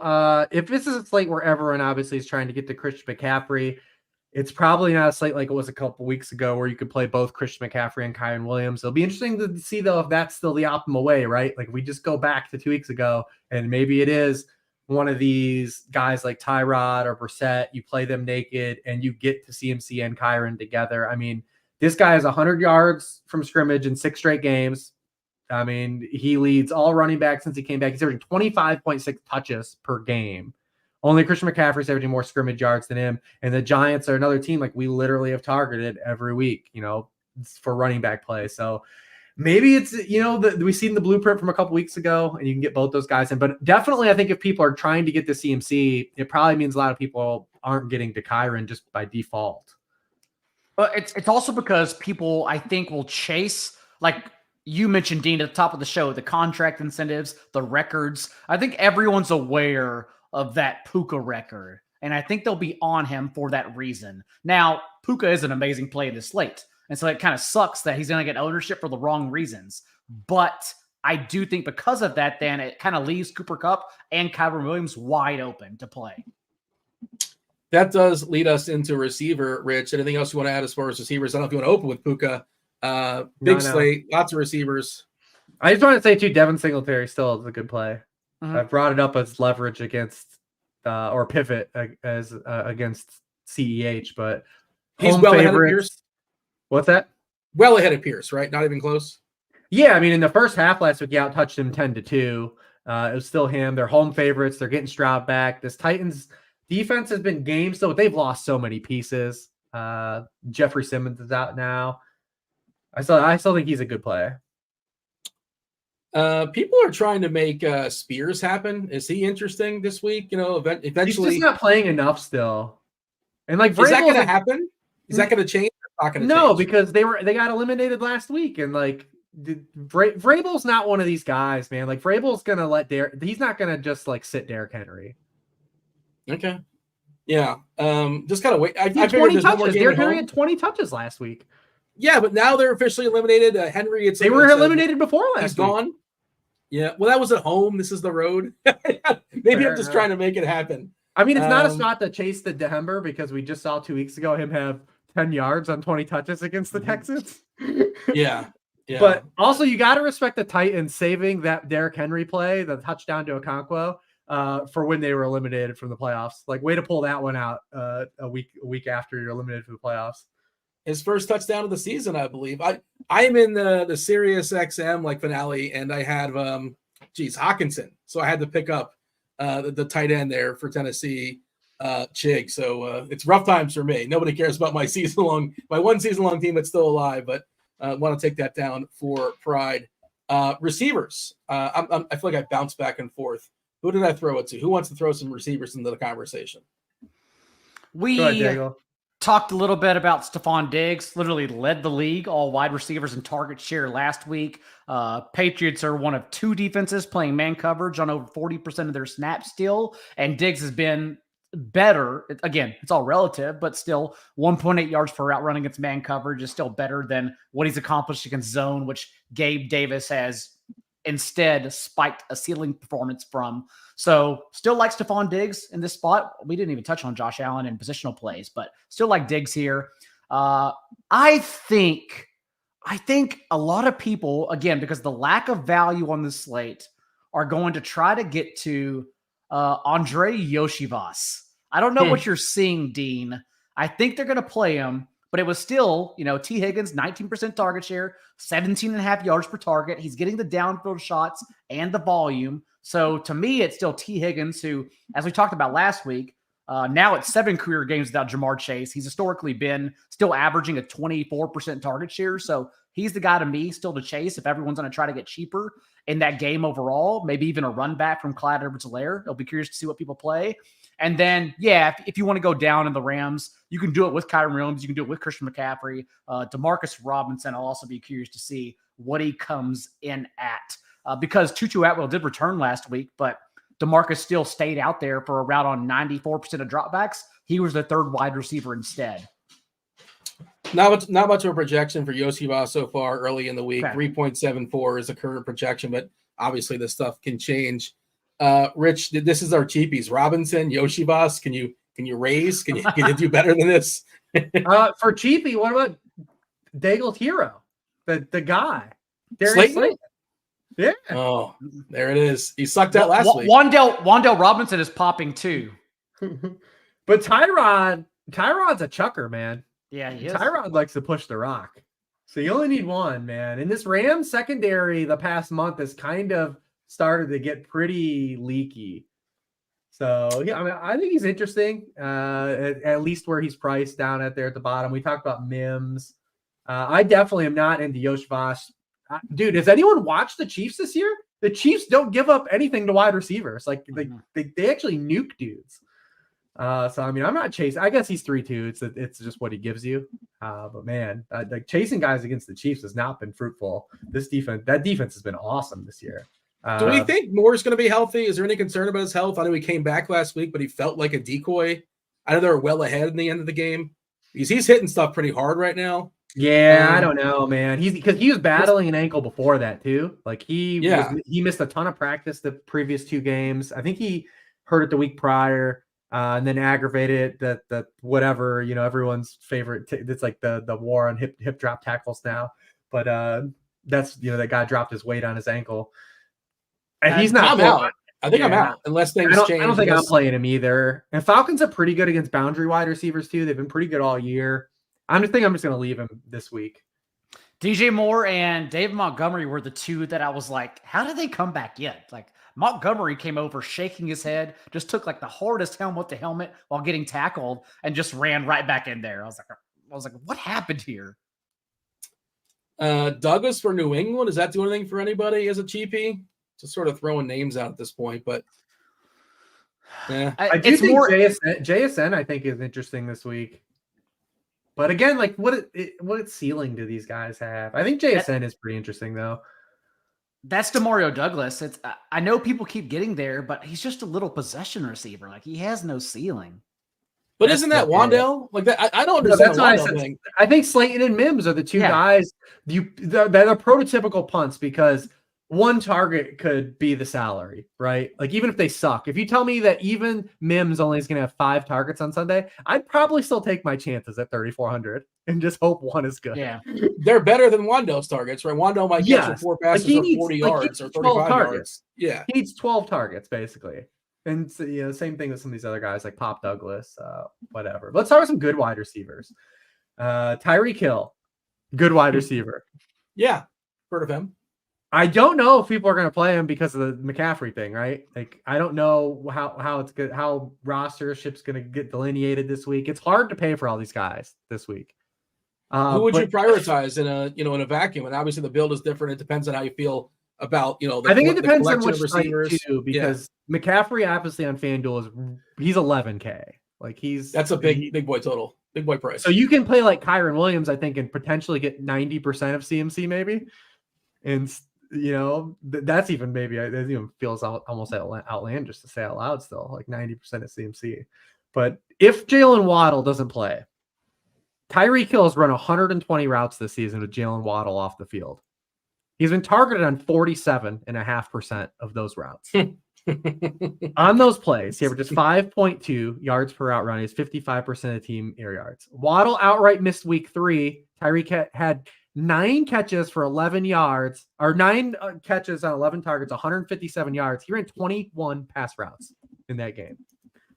Mike McDaniel has shown, even by evidence of 2 weeks ago when Tyreek sat and the Dolphins played the Jets and Jalen Waddle cooked, he can get these guys the targets that are requisite no matter what the matchup is. And even though the Ravens have a dog defense, like they are some beasts, they give up big games to wide receivers. Cooper Kupp, 115 and a touchdown. Keenan Allen, 14 catches. Amon-Ra, 13 catches. Brandon Ayuk just had 100, a little bit of garbage time induced on that. But there will be some production here for Tyreek Hill. And if Waddle sits, I mean, he could have a huge game still. I don't think he's going to have the 190 he had in the matchup that, like I said, last year. But, it's going to be hard if Waddle sits for me not try to get the Tyreek Hill. It seems likely he will, by the way, from what the news is right now. So nothing guaranteed, nothing certain. Is 2,000, John, is that still a thing we're talking about for Tyreek? He's at 1641 currently, 359 yards away, 2 games left to do it. A meaningful game in week 18 versus Buffalo. So, he's going to be out there trying to win games. It's possible. Is that something that they care about? Maybe he could. You know what really helped him if he caught that 95-yarder last week. He was very, very close to having a 95-yard touchdown. Kind of, it wasn't the easiest catch in the world, but it was. I'm so happy we have. Even though it's not as wide open as everyone thinks, like, yes, there's parity. Yes, we're going to get some sneaky teams finalized in the wild card round, but they're going to get their asses kicked and knocked out in the first round because there's some really bad teams competing right now. But overall, it's still more fun right now than last year because remember, this time last season, we were having this conversation. I believe it was the Jaguars against the Texans, and everyone was like, oh, they're going to bench the Jaguars, like the starters, after 1 quarter of play. And they benched them in the third quarter, but only because they were leading by 3 scores. Like they had already dunked on the Texans in the first half, got there, and then Doug Peterson benched them for the next week against the Titans. We don't have that this year, fortunately, because that talk was so annoying. Because these teams are still playing out everything. The Eagles still have to win out. They're trying to win the division to send the Cowboys on the road, probably to the Bucs in the first round. The Dolphins are still fighting for the division because if the Bills went out, it's still theirs. There's still a lot to be played here. So, yeah, of course, the Dolphins are competing hard here. Talk tight ends in a second. I do want to walk back just for a second. We got more receivers. Okay. Oh, go ahead. Fire away. Well, we didn't make it down. There's a couple other cheap guys still I have, but I want to talk about some good players still first since we just hit the gross section. Nico Collins for sure. Like Nico Collins is one of the first guys that popped out this week. Obviously, like Daigle said, that is Stroud, is there like any type of recoil here? His first came back from a concussion. He's at the 2 weeks instead of the 1 week. It's not like a Trevor Lawrence situation. But man, a lot of the peripherals here are great because we haven't seen the game yet. We thought we were going to get it 2 weeks ago where after Tank Dell got hurt, then Nico Collins immediately got hurt. The first catch of the game he had against the Jets. So we haven't got to see like this run out with Stroud, but with Stroud on the field without Tank Dell available, Nico Collins has been targeted on 29% of its routes. He's got 26% of the team targets, 2.9.3 yards per out run. He's also been just an absolute cooked at home, man. Only Tyreek Hill has more receiving yards at home than Nico Collins this season. He leads the NFL with 7 touchdowns in Houston. All top 5 scoring weeks he's had this season have come at home. He also gets a favorable matchup on top of that. He's playing 81% of his snaps on the outside. Tennessee is 31st in receiving yards allowed per game to outside receivers. They're also allowing the most receptions per game to outside wide receivers. Also, the Titans are 30th in points allowed per game to opposing wide receiver ones. So definitely Nico Collins is a guy that stands out as well on the slate. Nico, yeah, he popped to me. The concussion thing is worrisome, but it's a lot like last week where I got off Flacco. Well, one, again, I didn't know everyone was going to play Flacco, but I also got off Flacco because I thought, okay, no CJ Stroud on the other side. I did expect Case Keenum to get benched, but also the environment of the Browns offense. Like they're going to wing it probably on Thursday night. They're just going to wing it no matter what too, because that's their identity now is what they do. So yeah, if Stroud gets there, like if he's even 1 iota, like we think he's 100%, definitely Nico. It's a good call. Anybody else? Any other receivers? I did want to ask. Go ahead. I was going to say it is a good spot for Puka. Again, I think a lot of people are going to play him, unfortunately, but even when he shared the field with Cooper Kupp, he's averaged a 25.6% target share against the blitz. And as we know, that's what Wink Martindale loves to do at the league's second highest rate.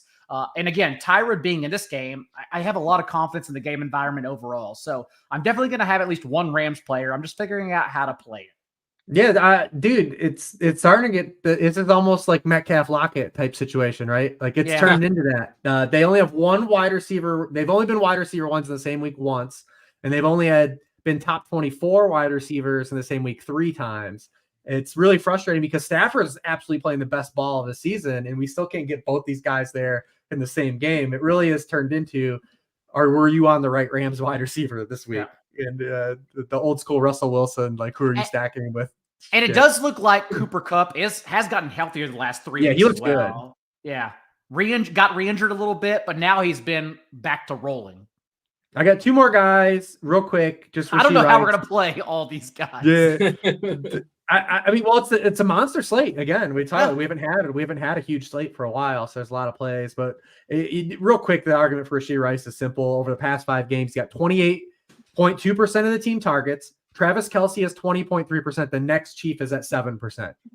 It's really it. It's those two guys. The Bengals do mix in a good amount of man coverage. They're 12th in the league. Over that span, Rashee Rice has been targeted on 41.7% of his routes against man coverage. And if you watch the Bengals last 2 weeks, they've given up some huge games to some guys like Jordan Addison and George Pickens. And then I got one more cheap guy. This one feels point chasey, but the objective layout is there, and it's a game we already touched upon. It's a revenge game, too. Okay, I'm interested. I know where you're going. Yeah, DJ Chark, man. He's 3,600. He had 8 targets last week. Bryce Young played his best game of the season last week. And if there was ever a week that Bryce Young was going to roll this over for Daigle's best ball team, it would be against this Jaguars team. I mean, the past 7 games, the Jaguars, a league high 70.5% completion rate, 8.4 yards per pass attempt, 31st in the NFL, 6.3% touch rate, that's 30th in the NFL. If Bryce Young was going to roll this over, it would be potentially this week. And the matchup also is more of a signal for Chark than it would be a guy like Adam Thielen, because listen, I don't care what your optimizer says. I'm not playing Jonathan Mingo. I don't care what it says. I'm not playing Jonathan Mingo ever in a lineup, not the rest of the season. But Jackson was allowing 9.2 yards per target to outside wide receiver, 6.7% touchdown rate. That's 29th. It's a revenge game. Bryce Young for my team, but also maybe for your team. We just can't confirm. Now, why did Chark have his best game of the season last week? What's happening? Like, is anything? Why out of nowhere? Week 16 did it happen? They're bad, dude. Like, it's a bad football team. Like, Bryce Young has barely been able to support one guy being, and he did have a 1,000-yard receiver, but even Thielen, when they thought like early in the season, everyone was like, oh, Thielen's a PPR wide, like a fringe wide receiver one. Like he was ranked like 12 through 15. We talked about it on the show. I was like, this is crazy. Like where he's being ranked. Like there's a huge signal, like why he had those big games. But like Bryce Young just has been so bad that no guys could consistently be good, like ever. Like he'd been that bad. But if he's going to play as good as he did last week, and if he's a shot, then there's production has to go somewhere, right? Like is he going to be Tommy Tremble? Like I don't think so. I hope not. But look, last week Bryce Young entered the week league low completion rate on throws 10 yards or further downfield. He had completed just 39% of those passes. He went 11 for 20 on those throws against the Packers. He was 11 of 20 on those throws last week. But if you can get him close to, if you can just get like 280, right? Like flirt with 280 yards in that range, like by default, someone had to contribute those 280. But when he's only throwing for 200, only one guy like Thielen is having like his 6 for 74 and getting there. But it's just been the Panthers are just an all-time bad run out. And this moment in time is going to be a fulcrum point for David Tepper's whole ownership because they made the wrong choice. Everything went bad for them. Considering where they were drafted, who did the Carolina Panthers draft the worst quarterback and the worst receiver in the draft last year? Mingo was a definite reach, man. Mingo objectively was not a dude that he should have been like a 4th round pick. 4th round. Wow. I'm not a draft guy. Like I don't follow that stuff. He was a late first, maybe early second, maybe late first, something like that. Yeah, he was pretty high. He was old. He never produced. He had some injuries and stuff, but because he had like a good Senior Bowl showing, like people felt like he got elevated and boosted through that process. But my model had him like really like there's a complete reach of a draft pick. So it's not a surprise to you. You did not expect and certainly he's not officially a bust, right? Theoretically, he can break out of this and somehow overcome, but it's not looking great. The shares are not looking spectacular. Where he got drafted, though, was a significant reach. All right. Tight ends. Let's knock out some tight ends. We got Daigle back with us, letting the dog out. Daigle, are we just yielding to the optimizer? You guys poo-poo the optimizer. I already kind of let it out. I'm not playing Pat Freiermuth, Dean. I don't think I want to either. That's not. I'm not playing Mason Rudolph. Like they're gonna chase this shit and think that it's the same thing. The Bengals are awful. I'm not chasing George Pickens. I'm not chasing any of this stuff. Gerald Everett is legitimately interesting. Back-to-back 25% target shares. The Broncos all year long have just been giving it away to tight ends. Still a league high in fantasy points per game allowed to the position. Even Mike Gesicki, I know it was only one catch, but was still out there and scored a touchdown against them despite not playing all year. So, yeah, Gerald Everett's a great play. And then we have seen Chigo Okonkwo still pop up now the last couple of months, honestly, but to still be out there for a 21% target share from Ryan Tannehill. Again, if you're just looking for a run back in that game, he's probably the one I have the most confidence in, just because although the secondary, we've been talking about their secondary for the last month now, the Texans targeting them, DeAndre Hopkins on this receiver slate still seems too thin, but we can kill our tight end position with Chig instead. Komet's another guy we got to check in as far as health. I don't believe he came back in the game last week. He started out really strong, and I'm pretty sure he did not come back. He was injured, and we'll see. We'll check in on both the Chicago guys. It was the same injury, too, that he was re-aggravated. Yep. Okay. Yeah. So, I mean, and only one of them's in, right? As far as Moore and Komet, theoretically, the other one would rise as well. Rich, what do you got as far as you have anything you're going to unearth as far as tight ends that we're not seeing on this slate? The only thing I'll note is that if CJ Beathard plays, Evan Ingram's been targeted 12 times on 31 routes when CJ Beathard's been in the game. If you go back to that Bengals game when he came in, he just threw it to Evan Ingram every play. Last week, he just came in and threw it to Evan Ingram every play. So Evan Ingram will be interesting again for another week. He's actually been on like a low-key little heater too, like the last month.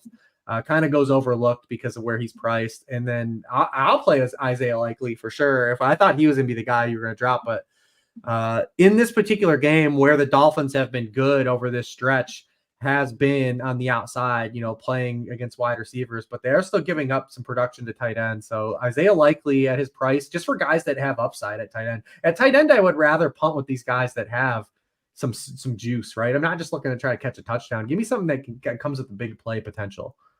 Is 4-6 on DK? Is that a punt? It's kind of in the middle, right? Somewhere in the middle. That's like where like Komet's been priced all year, right?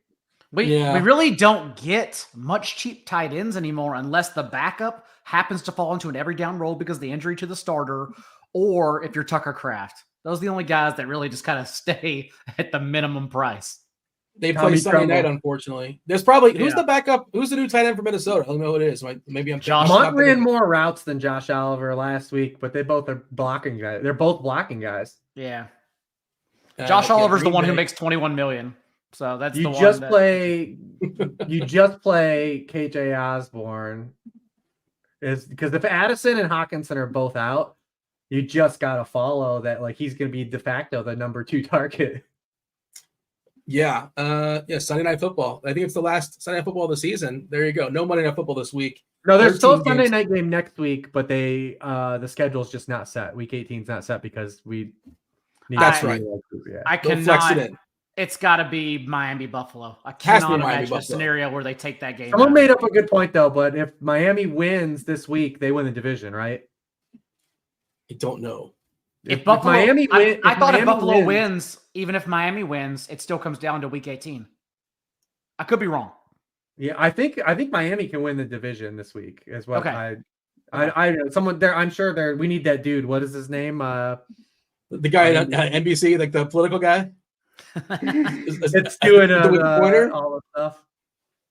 I can't remember the guy's name. They bring him out. They bring him out now for playoff scenarios as well too. But that's it, right? That's the show. We're done. No more tight ends that we want to acknowledge the existence of. Is that correct? No more receivers to the 20 we talked about. No more tight ends to the. Actually, we talked about probably more tight ends than we've talked about all year.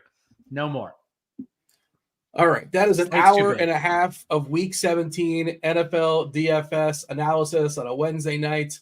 We're now going to pivot. We're going to transition very, very smoothly. Like I referenced in the tweet, the Venn diagram of those that want to hear about NFL DFS Week 17 and a review of the Barbie movie is possibly 2 circles. We'll see. We'll see how many people actually stick around and listen to both. We're going to bring in producer Rob as well. Rob usually joins us for our movie segments. I'm here. Oh, go ahead, Dean. Then I wanna throw something by you guys. I'm just curious if you had a thought as far as week 17. I know obviously you're mixing it up in the DFS streets. You're in the best ball streets. You want to brag on your best ball teams. You want to pout about them. How are they going? How are they doing? How well positioned are we? We are in the finals of the Mastiff, which was the $1,000 tournament on Underdog. Good. So we're hoping for the Mahomes game that Reeves is talking about, and I'm one of 5 teams that's live for the Drafters High Roller. Oh, so nice. Also need Mahomes on that team. So that's what we're doing. But this actually ties in. I have a new segment for the show just for this week that I would like to introduce. If you guys would just in time, week 17 to introduce new segments. Go ahead. do you guys want to play? I know the show. Yeah, go ahead. Have to fill this show out because it never runs long. But is everyone in? Sure. Everyone agree? We don't even know what it is, but yes, go ahead. Reeves? Yeah. What? I mean, sure, man. I've been down. All right, perfect. Reeves agreed. That's all that matters.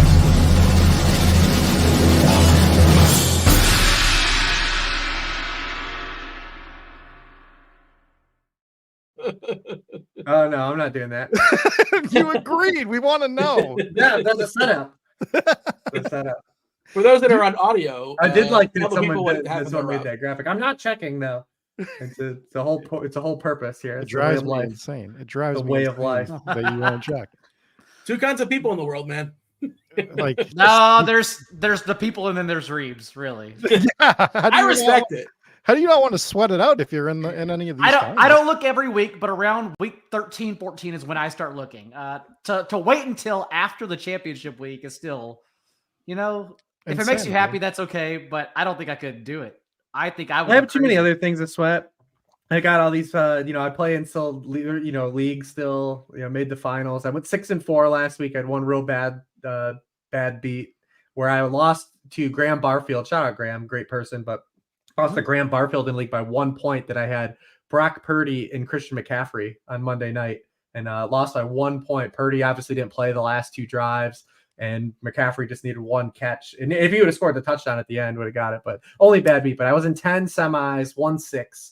So I still have 6 to sweat this week, which is enough for me. I lost the 14-teamer I talked about at the beginning of last week's show for 2,500. And I lost by 1 point because I had Brock Purdy with a 14-point lead against Lamar Jackson. And all I needed was Purdy not to fall flat. And he fell as flat as he possibly could. So that was heartbreaking. And then James Coe, the great James Coe, beat me in Edwin Porras' injury invitational. And it's funny because him and I traded mid-year. I gave him a Moan Raw because it's a 2-flex league for Raheem Mostert and Nico Collins. And what happened the last couple of weeks was not only did Nico Collins fall flat because of C.J. Stroud and his own injuries, but then Mostert also got injured this past week as well. So that team, just the wrong time. Well, we're also hoping for a Nico resurgence this Daigle, week. I am in the Flex Finals. If I win, will you bring your belt back so we can walk around like tag teams? It's in the background of my home. Yeah, that's the same one. I will absolutely fly it to New York in my backpack. Let us know in the comment section what you're sweating or what knocked you out. What has you still tilting? And by the way, for those that are listening and just the audio version, they're wondering what happened with the game. What happened to the game? I thought we were going to play a game. I'm not playing a game. It happened. It didn't happen. We're not playing the game. It was a setup. It wasn't a real game. It was it was a ruse. I'm sorry to the audio ruse. listeners. I should have done a voiceover, but I literally put that graphic together while you were talking about 300 wide receivers. So Rich doesn't a wide receiver on the slate, and Rob you can't play because you want to get Christian McCaffrey in. Rob, you got 30 seconds on the Week 17 slate. Besides anything for your best ball teams, any takes, any stands? I mean, like everything rolls through my best ball teams at the moment before I start putting my DFS stuff together. So we're hoping for any 49er other than Ayuk this week. I have CMC on one team, Kittle and Debo on the other. Kyron, I like in DFS as well. He's on one of my teams. He's going to be low owned in a lot of the best ball stuff, which is a lot of fun. So I like Kyron all overall though for the slate in general. Wide receivers. I'm just so happy that the Detroit Dallas game is Saturday night. We talked about that, yeah. Nobody wants to play that game?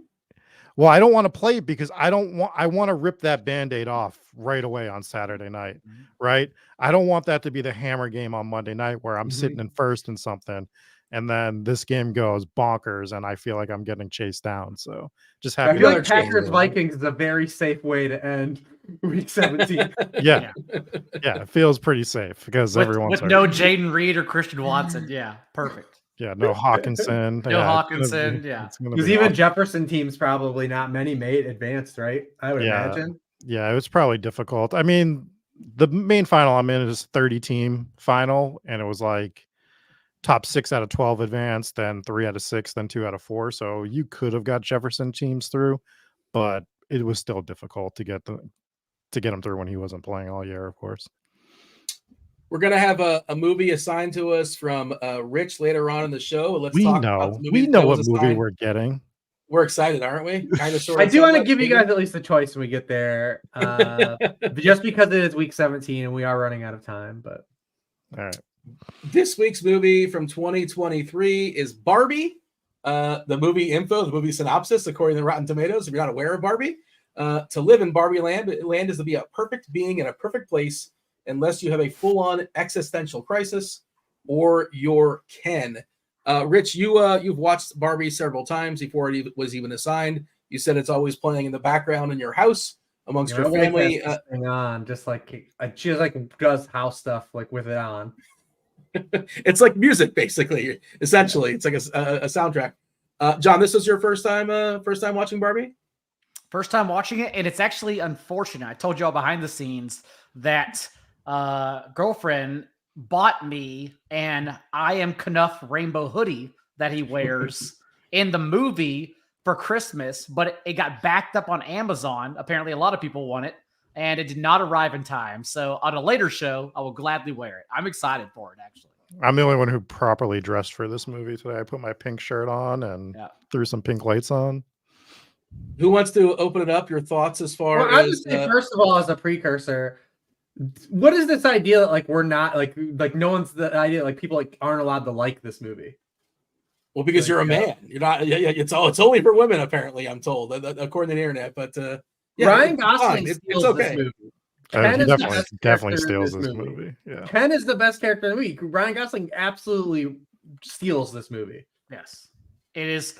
Are you talking about the overall like outside opinion that we're not allowed to like it? No, just the idea of like, this movie is just, it's either just, a woke cast movie, like made for the times, and that people like guys aren't allowed to like this movie, or guys talking fantasy football aren't allowed to like this movie. This is a fun movie. If you don't like this movie, so what, you're allowed to like whatever you want, but like this is just a fun, good time movie. It's a genuinely good movie. When we were done watching it, I looked over and I said, that movie had no business being that good. Like there's just it's like they were dared to over accomplish something, and like they did a great job of it. It was really good. It's an amazing movie. They could have gone through the motions and given you like a cookie cutter, like this is what I expected a Barbie movie to be, and like which is why I didn't watch it. Yeah, like you assume that's what it was going to be, but they didn't, and they made it accessible for a lot of people, and I thought it was. Like you summed it up great. It was more fun than I anticipated. I didn't really know what to expect going in, but it's a lot of fun. I'm not a song and dance person, a little too much song and dance for me. But what it was really well executed. It was good. They did a good job of doing it, and Gosling was spectacular. The whole cast, obviously, it's a loaded cast. Robbie was incredible as well, up and down. Like a lot of big A-listers or B-listers, however you want to phrase it, but pretty loaded. Rob, jump in here. What's your take as far as Barbie? I know you're rocking the pink. We also need to not to Rob can go, but we need to guess critic and fan. I got it. As well. Okay. I got it loaded up. Yeah, I got it loaded up. Well, the director and the writer did not sit down and say, what does Rob want in this movie? For sure. That was not their general. That's the same person, just to be clear, but did she write it too? I didn't know that she wrote it and directed. I knew she directed it, obviously. Berwick and Noah Baumbach, they just got married. But yeah, go ahead, continue. You were saying. But I mean, it's fun. Like it's too long. I'll say that. It's 15 minutes too long. I have this like, it's because it's mostly a comedy movie. I have a thing with comedy and horror movies where 90 minutes get me in and out, and that's where it should be for those two genres of movies. There's very few exceptions there. So 15, 20 minutes too long. It juggled one too many pieces with the Mattel executives and the family. I think it needed to pick one. It needed to pick one. It's where you have America Ferrera or the executives. Like when you sandwich most both in, because neither one of those, like America Ferrera is like her arc gets filled, but like the Will Ferrell stuff just feels crammed in.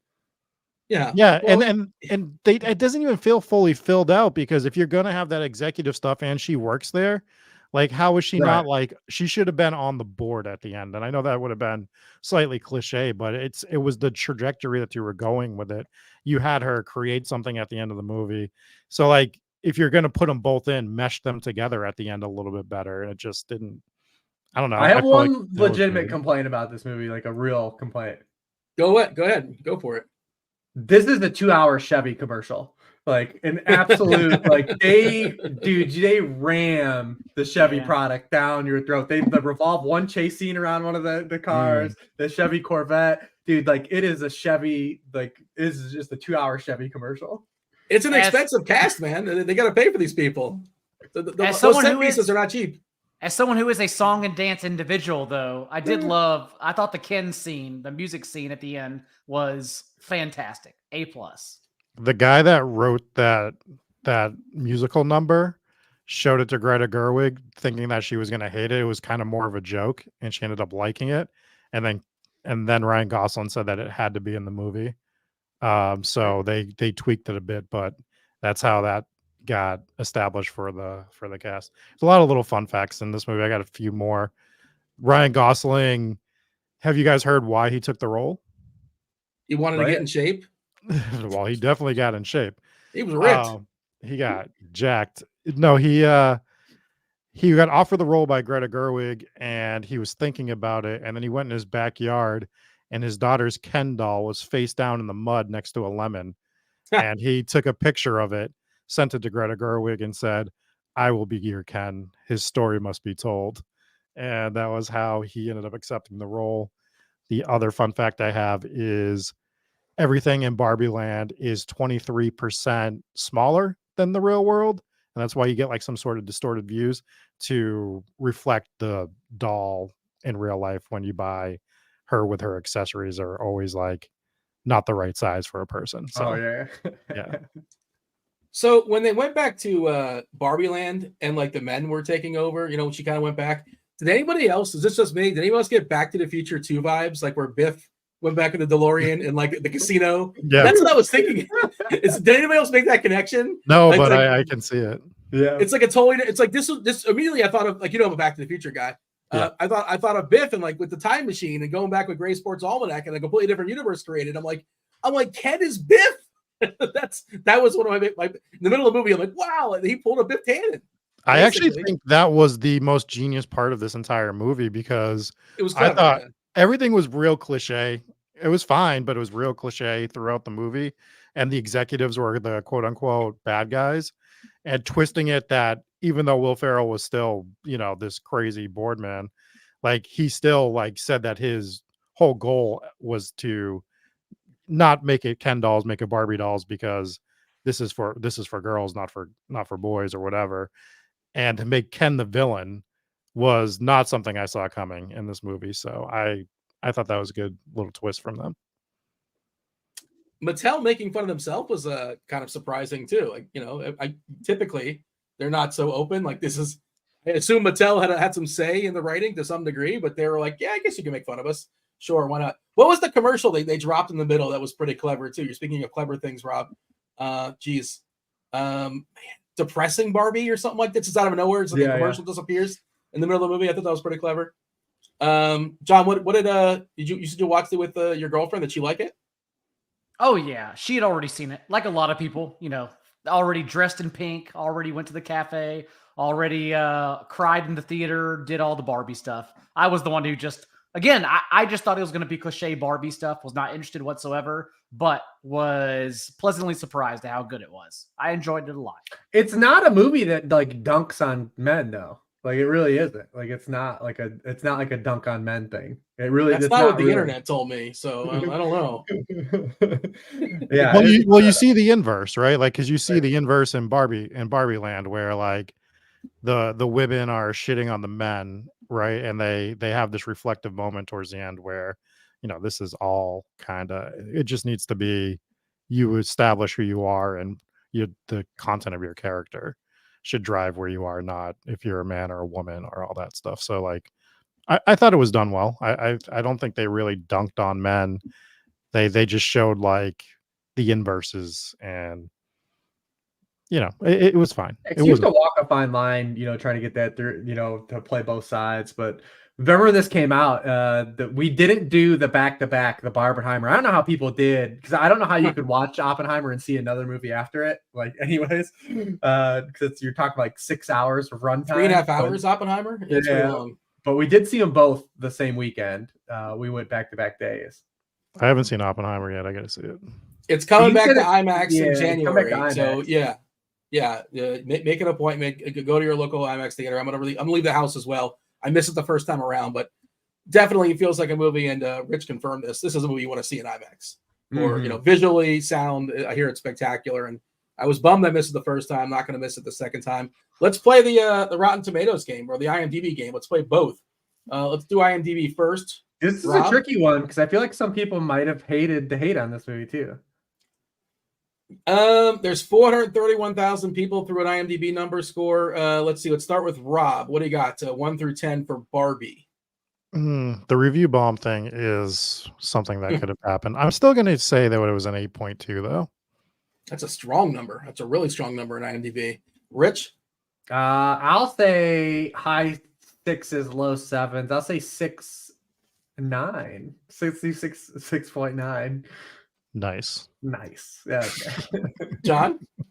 I think the fans are going to come in much higher than the critics. So I will go in between. I will say 7-4.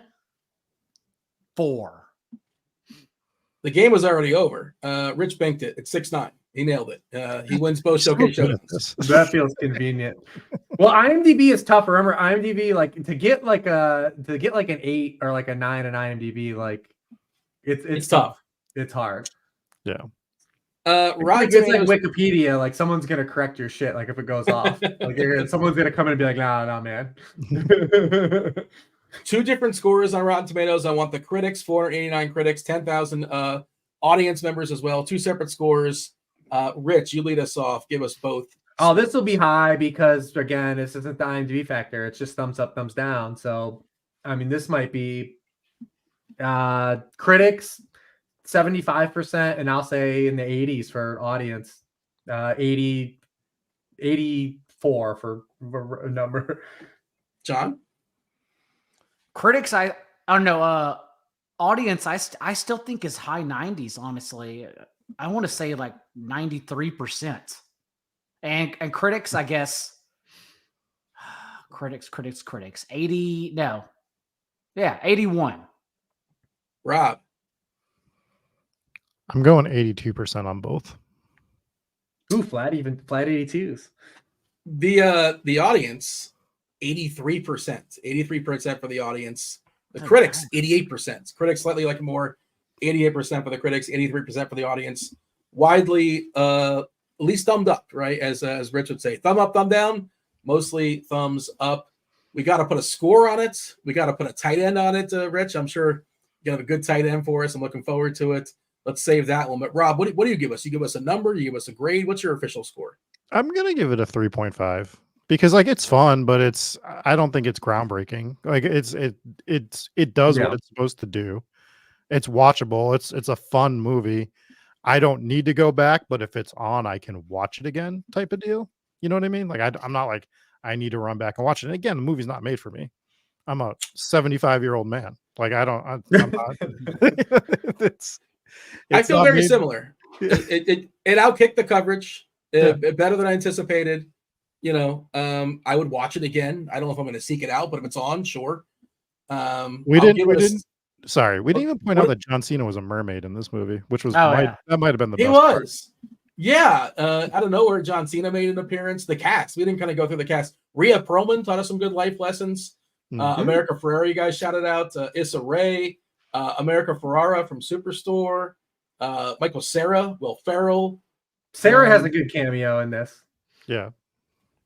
It's not even a cameo, it's a whole role. Yeah, I guess. Yeah, it is not a cameo. Yeah. And it's great. It's kind of perfectly casted. Yeah.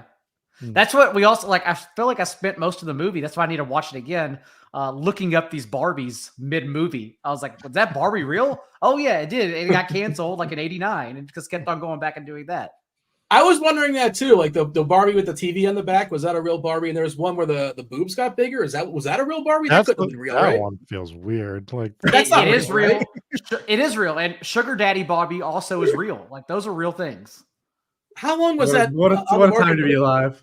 They were only like signed off on it. Yeah, that makes sense. Yeah, boobs growing, hit a button, or I don't know how it worked. The apparatus. Sugar Daddy was actually like only 2013 too. Like it shocked me. It was like barely a decade ago. Wow, that is interesting. I did not know. Yeah, I guess I assume they might have took some liberties, but I guess those are all real products at some point. I meant to Google that too. I'm glad you did. I was thinking about the same thing. I'm like, that can't be real. They're just having fun there in the writer's room. John, give me you didn't finish. You didn't finish, Dean. What was your score? Sorry, I cut you off. Oh, I was thinking between like a B and a B plus. B-ish, little about an 85. There you go.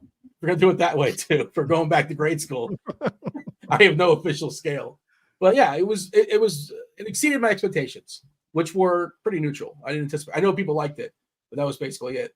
What do you got, John? I don't think I've given over an 8 yet, but I'm definitely going to rewatch this. So I will say 8.1. That's pretty strong. What did you give? What did you give? Sideways. We weren't doing our grading scales yet. No, but what did you give the one that Bone Tomahawk? Ooh, I thought I gave it 7.9, but I need to go back and write these down. Gotcha. Who's got the document with all the scores? Who's keeping track of this? There's one listener out there probably doing it for us. Probably not, but maybe. You never know.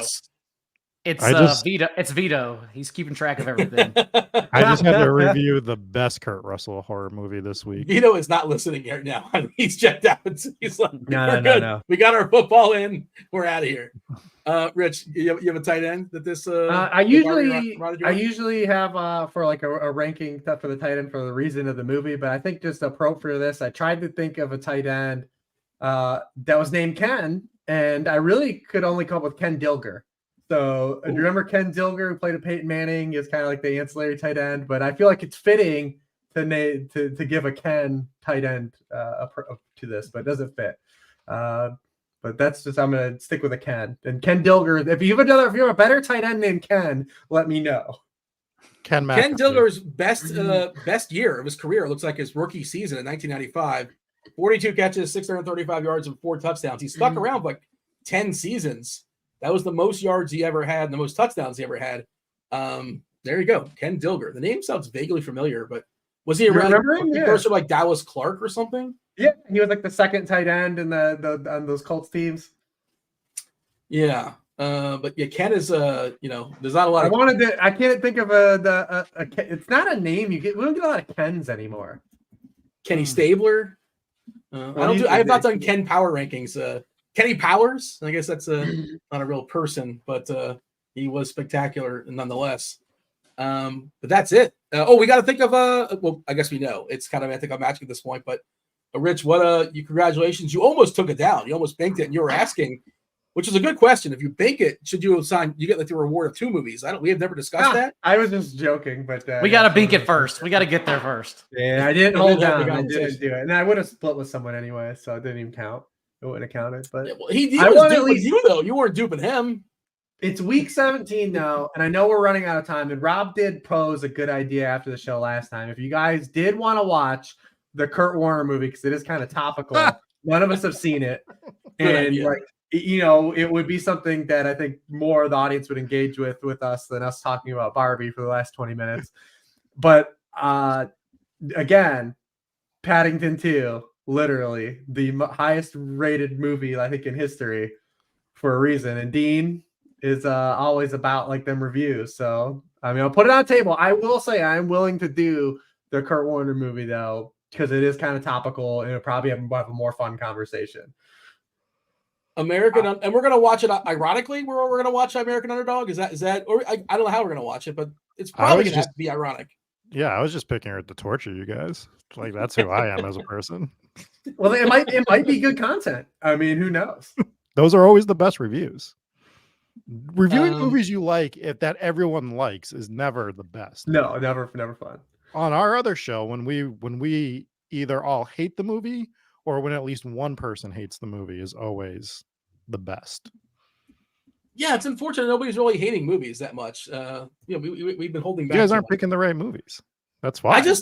I pulled up the cast to American Underdog and it says like Zach Levy, Anik Paquin, Dennis Quaid. OJ Simpson's in this? It's got to be like found footage or something. No he way. Can't be in this. No I'm just telling you. Real It's a picture of OJ Simpson. Sounds like it's contending. Baldwin. Remember when the Juice got on Twitter and was like, when he first got on Twitter for like trying to drop like fantasy football takes? Do you remember that? Who did he draft? He drafted a quarterback, number one. Andrew Luck was his first pick, and he like retired a day later. He's like, I can't deal with that. Perfect. What's his sign off? What's OJ's sign off? Like, I'm just saying, that's his big close. I'll just give you guys a choice. I do want to make you guys watch Paddington 2 because it's just an absolute fucking joy. But following Barbie will ruin the audience. Like no one maybe will listen to the show again if we do it. But if you guys know you Kurt Warner underdog story, so we can have some laughs. So I'm definitely drinking during this movie. I'm definitely it looks so bad. Definitely drinking during this movie. Maybe doing some drugs. Still not confirmed. It's a movie. I still don't believe it's real. It's a trailer. If nothing else, we'll watch the trailer. Like a skit. Nobody has seen this movie. The trailer looks like. Has anyone seen this movie? Nobody in the chat seen this movie. No one has seen this movie. That's why we have to watch it. Unprompted, a friend of mine told me they saw this movie and they liked this movie. So I won't call them out. By the way, OJ Simpson. There's a picture of OJ Simpson, and then there's somebody. I'm going to go in with an open mind. I just don't believe it's a real movie. OJ Keith Simpson plays Marshall Faulk, and like I think they're confused and they think that it's actually OJ Simpson, but it says OJ Keith Simpson. There's no picture. It's not. There's a picture of OJ Simpson. It's not Orenthal. It's a different OJ Simpson. But I'm telling you, there's a picture of OJ Simpson. Tough for that guy. That's a tough look for the other OJ Simpson. So for chat, it's called American Underdog, the Kurt Warner something story or whatever. There's nobody see. We live in a world where all of us follow football and like whatever. Sports movies are a genre that I think's not good, anyways. Right. But no one's seen this movie. Nobody's seen it. I do want to watch Paddington 2, but I think we're going down a road where we need to watch this movie. We need to find this movie to confirm it exists and then watch it. Yeah, I think I agree. And probably I'm going to let that take slide because the pod's running long. But like, there's a lot of good sports movies. Rich, that's a weird take. I don't know. There's not a lot of good sports movies. I'd say there's more bad sports movies. There's more bad. Oh, absolutely. There's more bad any genre. There's more bad horror movies than there's good horror movies. But you can do that for anything. That's not. Rob would probably disagree. Of course, that's true. Rob, there's so many bad. The problem with that theory is that some horror movies are so bad they flip and they become good. That's why they're the best. Okay, the dramas. I could say there's more bad dramas than there is good dramas. How about that? Does that work? What was the last good sports movie you saw, Dean? Well, I'll tell you, The Iron Claw is getting incredible reviews, and I'm very much looking forward to that. I've heard good things about that. Yeah, I have not seen that, but that looks spectacular, and it's a terrible story if you know the real life story of the Von Erichs. Bring the Kleenex, but that's supposed to be really good. One of my favorite sports movies of all time. The Wrestler.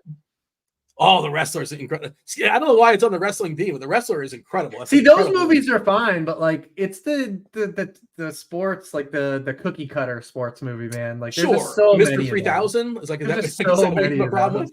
Well, the Rookie of the Year, I still stand by as like one of the worst movies that ever exists, and people love that fucking movie. That movie's so dumb. It's so stupid. I thought it was stupid when I was a kid. It's just a dumb movie. Little Big League is objectively way better than that movie. Sandlot was overrated. I'll say that. Rookie of the Year was trash. What a trash movie. Most sports movies end up being We Are Marshall, and it's like, this is not good. Well, that was when that whole time frame was. Remember the Titans came out, and then there was like 45 sports movies from that was like, it was like Coach Carter, We Are Marshall, like everyone just wanted to do a Remember the Titans version of every sport type of deal.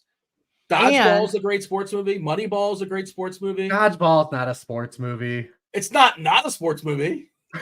Everyone should actually read Friday Night Lights, the book by Buzz Bissinger, because it's an amazing book, incredible novel. The Creeds are pretty good. If you guys seen the Creed movies, those are pretty solid. Yeah, those are good.